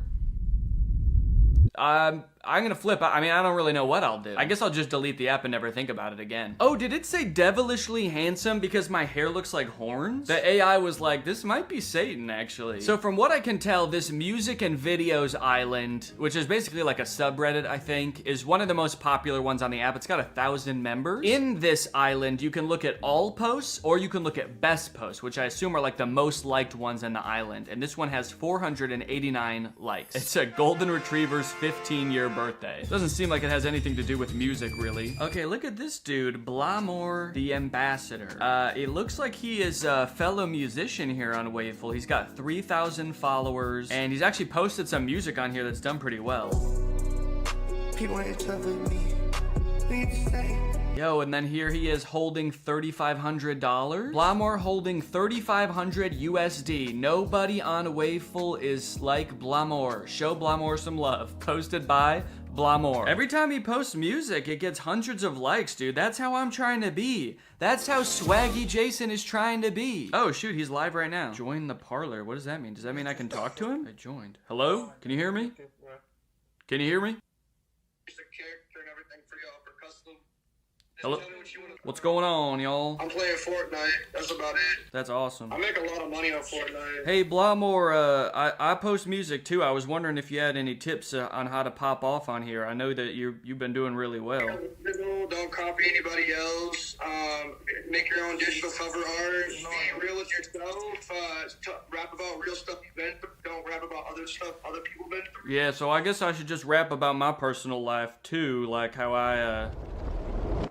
I'm the CEO of my company and whatnot. Alright, that'd be cool. Yeah, I run a mosquito repellent business, so I think and also I can ghostwrite for you too if you ever need. Just let me know. Yeah, well, I'll message you in a little bit, brother. We can talk. Maybe we can do a collab or something like that. That'd be cool. All right, well, now that I have all that helpful knowledge, I'm just gonna make a song. Of course, I'm gonna stick to Blamore's values that made him popular on the app: originality, singing about stuff that I've been through. This artistic integrity is super important to me because I want to put love and care into everything I do. But I also don't want to spend too long doing this, so I'm gonna set a 10-minute timer. I just don't really want to spend that much time working on this. You know, I got other stuff to do. On your mark, get set, go. All right, I gotta find some drums. I want it to be kind of an emotional ballad about my struggles as Swaggy Jason, I guess. Oh, Swaggy Jason's been through it all. Swaggy Jason's been through it all. I've been up. Oh, fuck, I forgot I'm supposed to be country. I've been up and down. I've had highs and lows. But I know one thing, Swaggy Jason's gonna keep swagging, baby. Okay, that's the time. Time's up. I mean, I think it turned out pretty good, honestly, for having 10 minutes to work on it. Let's listen to the final result. I've had ups and downs. I've had highs and lows. But I know one thing, Swaggy Jason's gonna keep swagging, baby. I'm a CEO. I make $1 million. And I know one thing, Swaggy Jason's gonna keep swagging, baby. All right, well, I feel pretty good about posting this. I'm gonna post it in the same island, the music and videos island. And I feel pretty confident after talking to Blamour that this is gonna be my most successful video yet. I'm gonna take a oh, shit. Probably not a good sign for your music career if hearing your own music scares you. Oh, that's not good. I'm gonna take a page out of Blamour's book and hype myself up a little bit in the caption. Swaggy Jason is a popular new singer in the industry. Show him some love, y'all. And here we go. Posted. I'm a CEO. It got 2 likes. 2 likes total. And no super likes, by the way. And not a single comment. Guys, it's official. I have absolutely no idea what's going on this app. I started on this app wondering if I could go viral by posting the worst, just most low quality content possible. And I guess actually, I kind of did. That was kind of true because the post that I have that has the most likes and comments is the very first thing I posted. Just a picture of a dog. And you want to know what has the second most likes and comments? Just a picture of me. And then the thing with the least amount of likes is the song that I actually produced and made originally just for this app. Also, I did post one more selfie after this to see if I could recreate the success of the first one. But this one actually only got 2 likes also, so I don't know. Maybe I'm shadow banned on Wave. Actually, now that I think about it, remember how quickly I was gaining views on the first few videos I posted? Now look at this one. It's just frozen at 33 views. I think I actually am shadow banned. They're trying to censor Swaggy Jason. I don't know what I did wrong, Waveful. I mean, I got on here, I gave it my worst shot, I made bad music, and didn't really interact with anybody.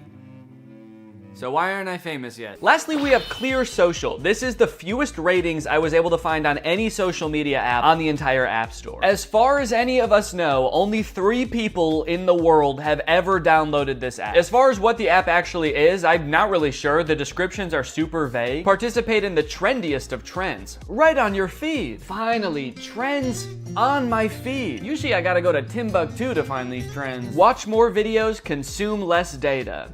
Don't know what that means. Don't just watch, chat with your favorite creators. All 3 of them. So it kind of seems like the most generic social media app ever. However, all of its 3 ratings are 5 stars, so the people are loving it. My goal on this app might be really easy or really difficult. I guess it depends how things look once I get in there. But my goal is to try to become the most followed person on this app. I want to be the King Batch. I want to be the Mr. Beast of Clear Social. Clear Social would like to send you notifications. Absolutely. I'm gonna need to know when I'm blowing up on here. Okay, you can view reels shared by other users here. This is actually kind of weird. It's like giving me a tour of the app and the only option is to skip the tour. There's no like next button. I don't even know where I tap, like how do I continue the tour? I feel like this app has such a low self-esteem. It's like discover hashtags and watch reels, but you probably don't care about any of that. You think I'm stupid, don't you? Looks like the first video it's showing me was maybe posted by the official Clear account.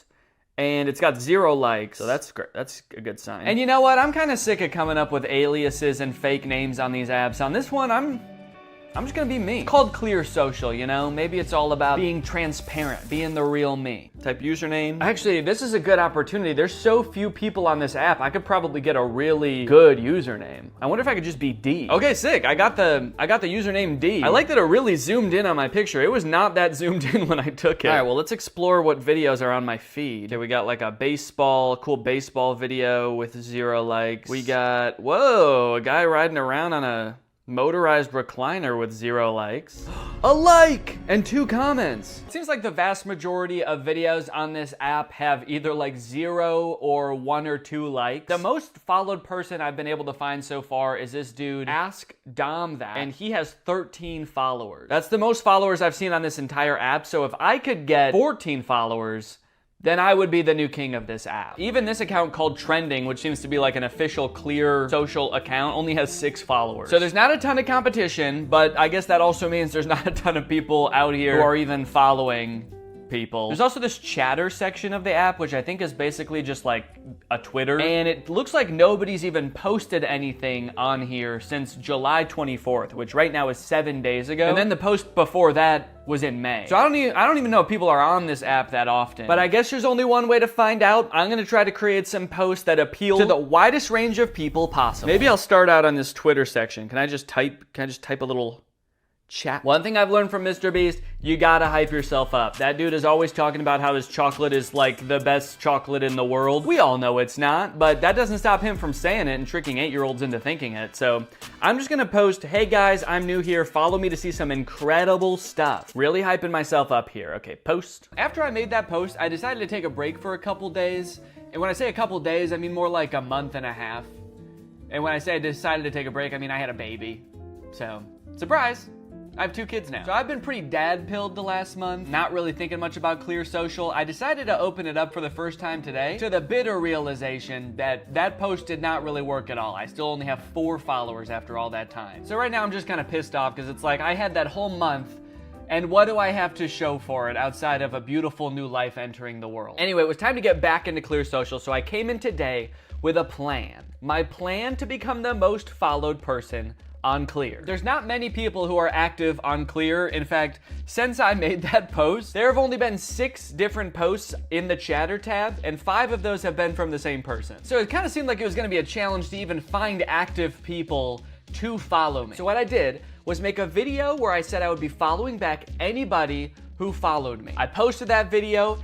What's up, Greg, and welcome back to another episode of A Grown Man Spends 20 Minutes Making Fun of a Movie for Kids. You may have noticed something a little bit different.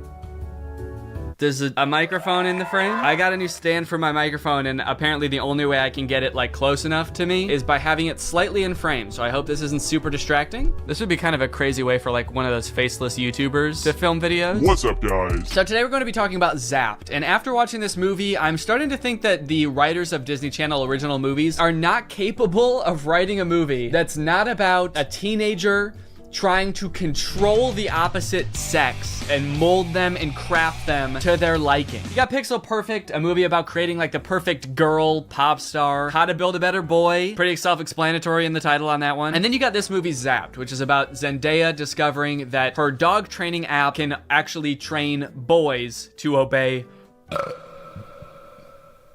it can train boys to obey her every command.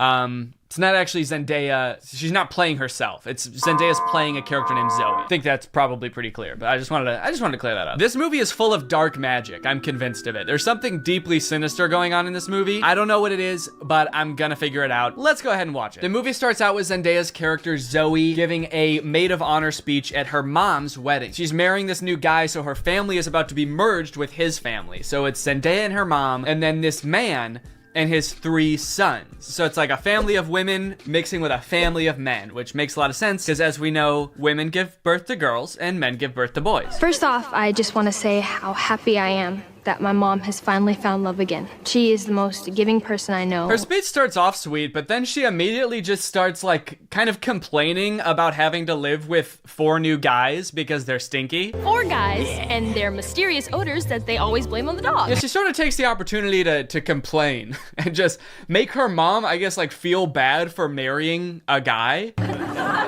It's the happiest day of her mother's life. And also this guy, her new stepdad, is the happiest day of his life. And her speech is like, I hate my new family, my new stinky family. And this wedding will certainly ruin my life. To make matters even worse, towards the end of her speech, the boys lose control of their pet dog, who is at their wedding for some reason. They lose control of the dog, and the dog goes crazy and knocks like a chocolate fondue fountain all over Zendaya.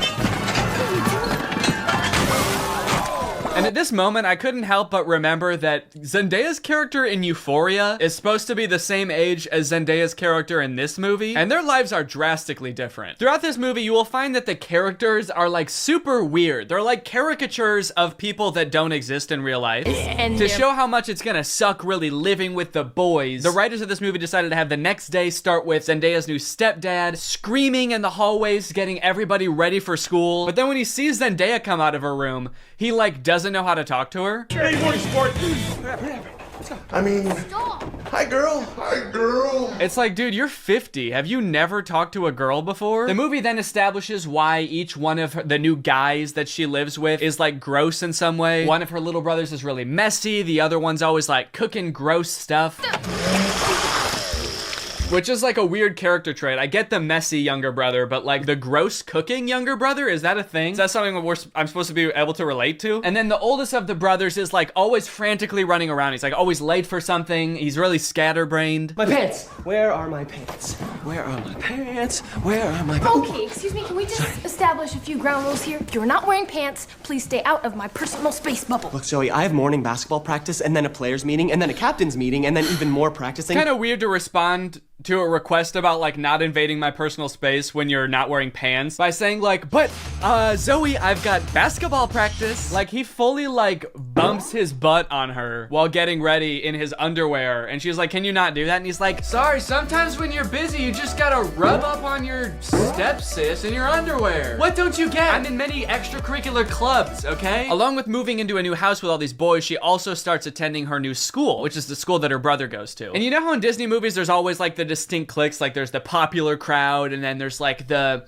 stoners, but they never say stoners in the Disney movie. They're just kind of like, these are like the kids who wear jean jackets. This movie has the most insane high school posses ever. You got the skateboard boys. Okay, that's pretty normal. The next group she sees are the shirtless workout boys. And then just the straight up stinky boys, where the only like defining characteristic is that they're dirty, flea-ridden, smelly boys. You can hear like flies flying around them. What clique is this supposed to be in high school? And then there's the popular group, one of whom is also pretty stinky himself, actually. The Tripster? The Tripathon? It's me. I'm Trip. Oh. Bart Fun. Oh. The movie sort of writes this off as like, well, this is just something boys do, you know? New school, you gotta kind of accept what boys come with it, you know? Boys will be boys. No. That is actually not what boys do. That is something that just one very specific boy does. It's me. I'm Trip. And he needs to be stopped. I cannot remember a single moment in high school where a boy walked up to a girl, let alone like the new girl who's already like scared and doesn't know anyone and is like, hey, I'm gonna fart in your face now. Welcome to the school. Smell my ass. But it's not all bad though. She does make a friend on her very first day. And in typical Disney Channel movie fashion, she is wearing a fedora. Every Disney Channel movie has to have a token fedora blazer wearing character. But the boys here are cute, aren't they? All of them. I think we have the highest percentage of cute boys in the entire greater Westlake area. Unlike Zoe though, she actually kind of likes the boys at the school. She's like, sure, they may have their flaws, but they're pretty cute. Wow, you seem a little... Oh, boy crazy? Yeah, that's the official diagnosis. Hold up. This girl has a picture of a boy that goes to her school in her locker. Is that a thing? I remember in like middle school, girls would have pictures of like celebrity boys in their locker. Imagine seeing a picture of you in somebody else's locker. I'd feel like I was being hunted. It's weird to have his picture in your locker. It's even weirder in the movie when we find out that she also actually has pictures of him printed out on her pillows in her bed. Gulp. That's scary. Imagine if they start dating, she's like FaceTiming him in bed and she like accidentally tilts the camera a little bit to the side and he just sees his own face next to her. Wait, what was that? Is that me? Of course, Zoe does have a love interest in this movie and he is introduced early on. It's this guy. Every boy in the movie is depicted in a negative light except this guy, because this guy, he's not like other guys. Mr. Kale, pay attention. There will be a quiz. On the praying mantis? Sphodromantis viridis, carnivorous member of the phylum Arthropoda, class Insecta. Wow, he really is different than all the other guys. He knows about praying mantises. Most guys around this school don't know shit about bugs. Yeah, the movie really seems to depict this guy as like the way that guys should be. Guys shouldn't be stinky and messy, okay? Guys should wear beanie and sunglasses and know shit about bugs and be 35. I know I talk about this in like every Disney Channel original movie video that I make, but this guy literally looks like he's 30. Maybe he was held back for being too cool or not not being stinky enough. That seems to be a requirement at the school. He went on stage to accept his diploma and they shook his hand and they were like, wait a minute, why isn't your hand sticky? Actually, there's no flies flying around you. Get out of here, dude. Back to freshman year. No wonder you do the silent lone wolf sunglass rebels thing. Oh, it's pancake mishap this morning. No, I'm not looking at that. Okay, well then what are you looking at? I'm looking at you. Creepy. Stops in the middle of the hallway just to stare her down. I think I've got you figured out.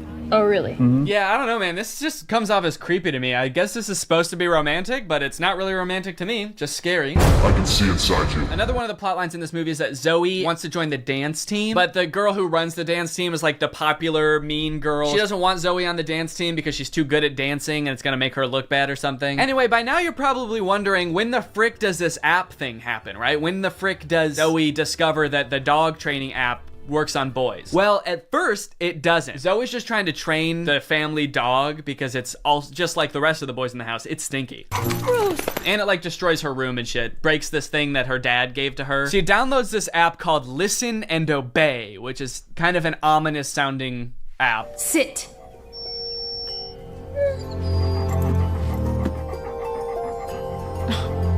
Shake.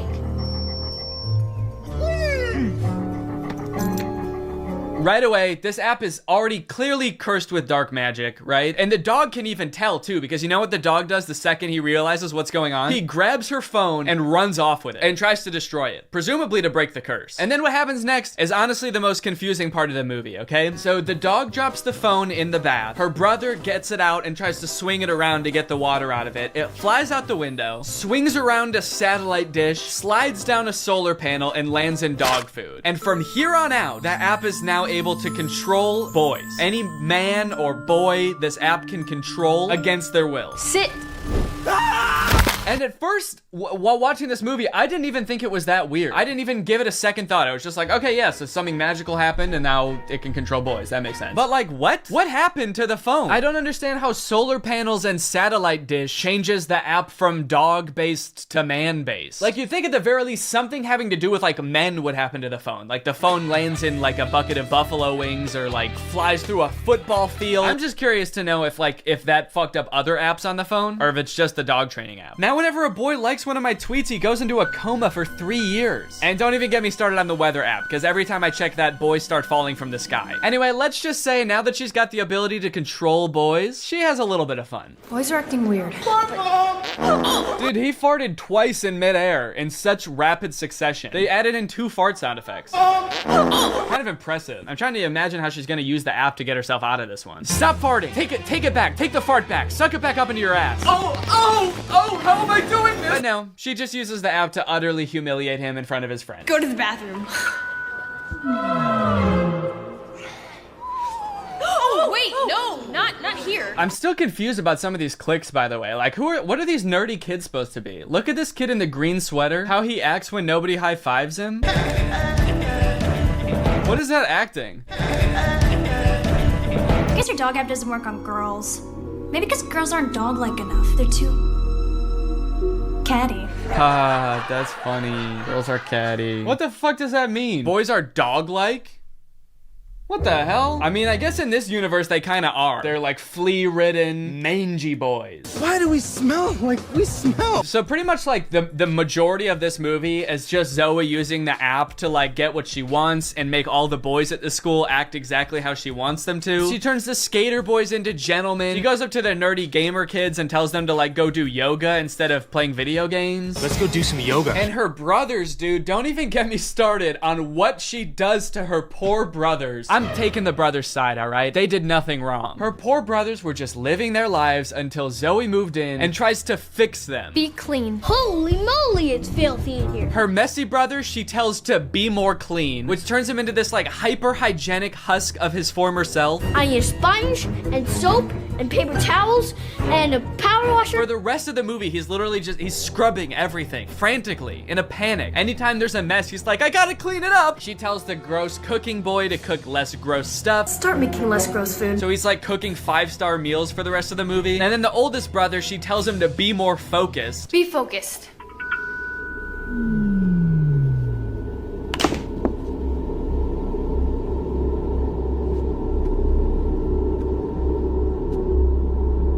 Lampshade. The boy is just like focused on inanimate objects for the rest of the movie. He's just like staring at a lamp or at the basketball net. She turns her own family into like mindless zombies and she's like, this is better. This is nice. It's creepy, dude. It's eerie, this movie. In all honesty, dude, this show walked so that WandaVision could run. This is basically WandaVision. In fact, since they're both owned by Disney, I wouldn't be surprised if this was in the same universe. This is like a prequel to WandaVision. This is where she gets the idea. It's kind of funny how low the stakes are considering the power that she holds. She could like take over Wall Street. She could get rich. She could make anybody do what she wants. Any man. She could fix every war, create world peace. In fact, I think her friend says that at one point in the movie. She's like, we could end every war with this. And Zoe's just like, yeah, we could, but I simply will not. I think it's more important that my brother stares at a lamp for the rest of his life. That's kind of the shit I'm on. Things aren't nearly as terrible as they were. Then again, I'm talking to a dog, so I might just be losing my mind.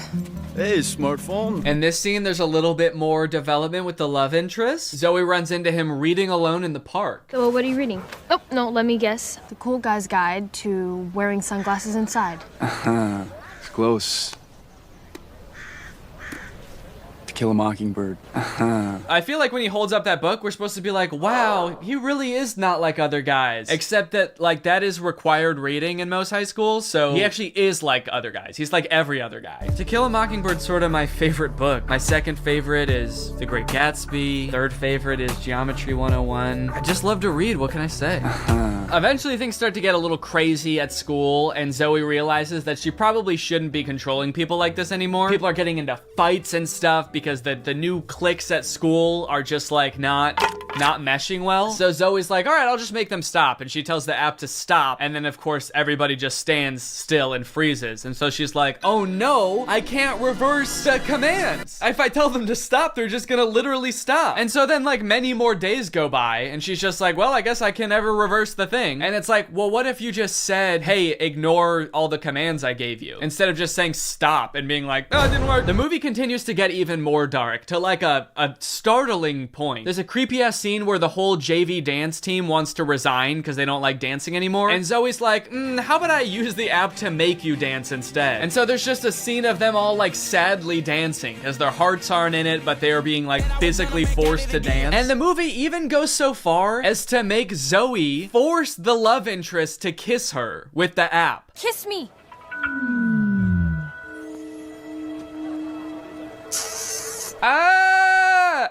She just forced a guy to kiss her. Disney, what are we doing here, dude? What's going on? We need to have a talk with the writers of these movies. Anyway, Zoe feels bad after this, and she gets all stressed because there is a college scout coming to the basketball game. But Zoe's brother obviously isn't playing very well because the only thing he can do is like stare at an object for hours at a time. Welcome to a new season of Husky basketball. The Huskies have been struggling with practice, and there's a college scout in the stands. So tonight's game could be a nail-biter. I like that the scout is writing stuff before the game even starts. What do you think he's writing? Ball round, court shiny, boys stinky. Just as the beginning of the movie made no sense, the ending also makes no sense. The phone falls into the wrong hands. The popular girl figures out that Zoe is using it to control people. I don't know how she figures it out. She just like sees Zoe holding it during dance practice and she's like, she's holding her phone while dancing? She must be using mind control. I gotta get that phone. Anyway, she steals the phone. At the basketball game, she just like starts making everybody obey her every command. Bow down to me. In order to get the phone back, Zoe's like, how about I just do whatever you want? I'll do anything you want. Just say the command. Hands. And then this happens. Roll over.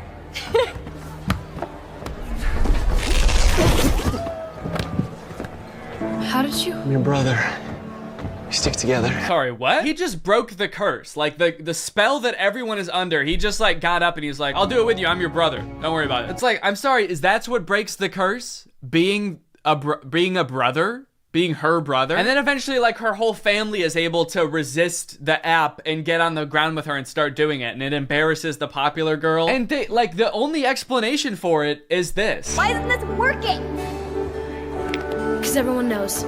You can never make a dog turn against its own pack. The rules to this movie, the lore does not make sense. I guess that's just how Disney Channel movies go. In the end, everyone sort of learns that like, hey, girls have things that girls do that are weird to boys, and boys do things that are weird to girls. And that's just how we need to leave it. Which in some sense I would agree with. Not in this movie, though. The boys are disgusting in this movie. They need to change something about themselves. I think that there could be some middle ground between her mind controlling them and them just being utterly repulsive. Anyway, the moral of the story is like Zoe realizes that she is not God and should not have unilateral control over everyone's lives, and they all live happily ever after. Well, guys, we may never be able to control boys using our smartphones, but you know what we can control?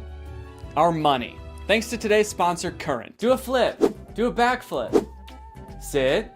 Speed. I love you, Father. Good boy. That's right, guys. Today's video has been sponsored by Current. Current is the future of mobile banking. You guys have heard me talk about how awesome Current is before, how flexible they are, how transparent they are with things like no hidden fees. But today, I've got something new to talk about, and that's interest. Because Current just launched a new feature called Interest where you can earn 4% APY on your money. That's 4% for your money literally just sitting there. That's right, you don't gotta be throwing money at the stock market or buying NFTs and investing in cryptocurrency to get some return on your money. With Current's interest feature, you literally just get 4% for your money just sitting there. And as if that's not already enough reason to start using Current, I am once again going to be giving away $5,000 with Current's help. So go ahead, download Current, make an account, use the code DANNYINTEREST for a chance to win, and so you don't miss out on that 4%. Signing up for Current is totally free to do. You can do it right now. So honestly, there's really no reason not to. All right, well, thank you to Current for sponsoring this video, and thank you to you guys for checking out Current. They've been a long-time sponsor of the channel. They've helped me do some amazing things, so make sure you check them out, and goodbye. Bye!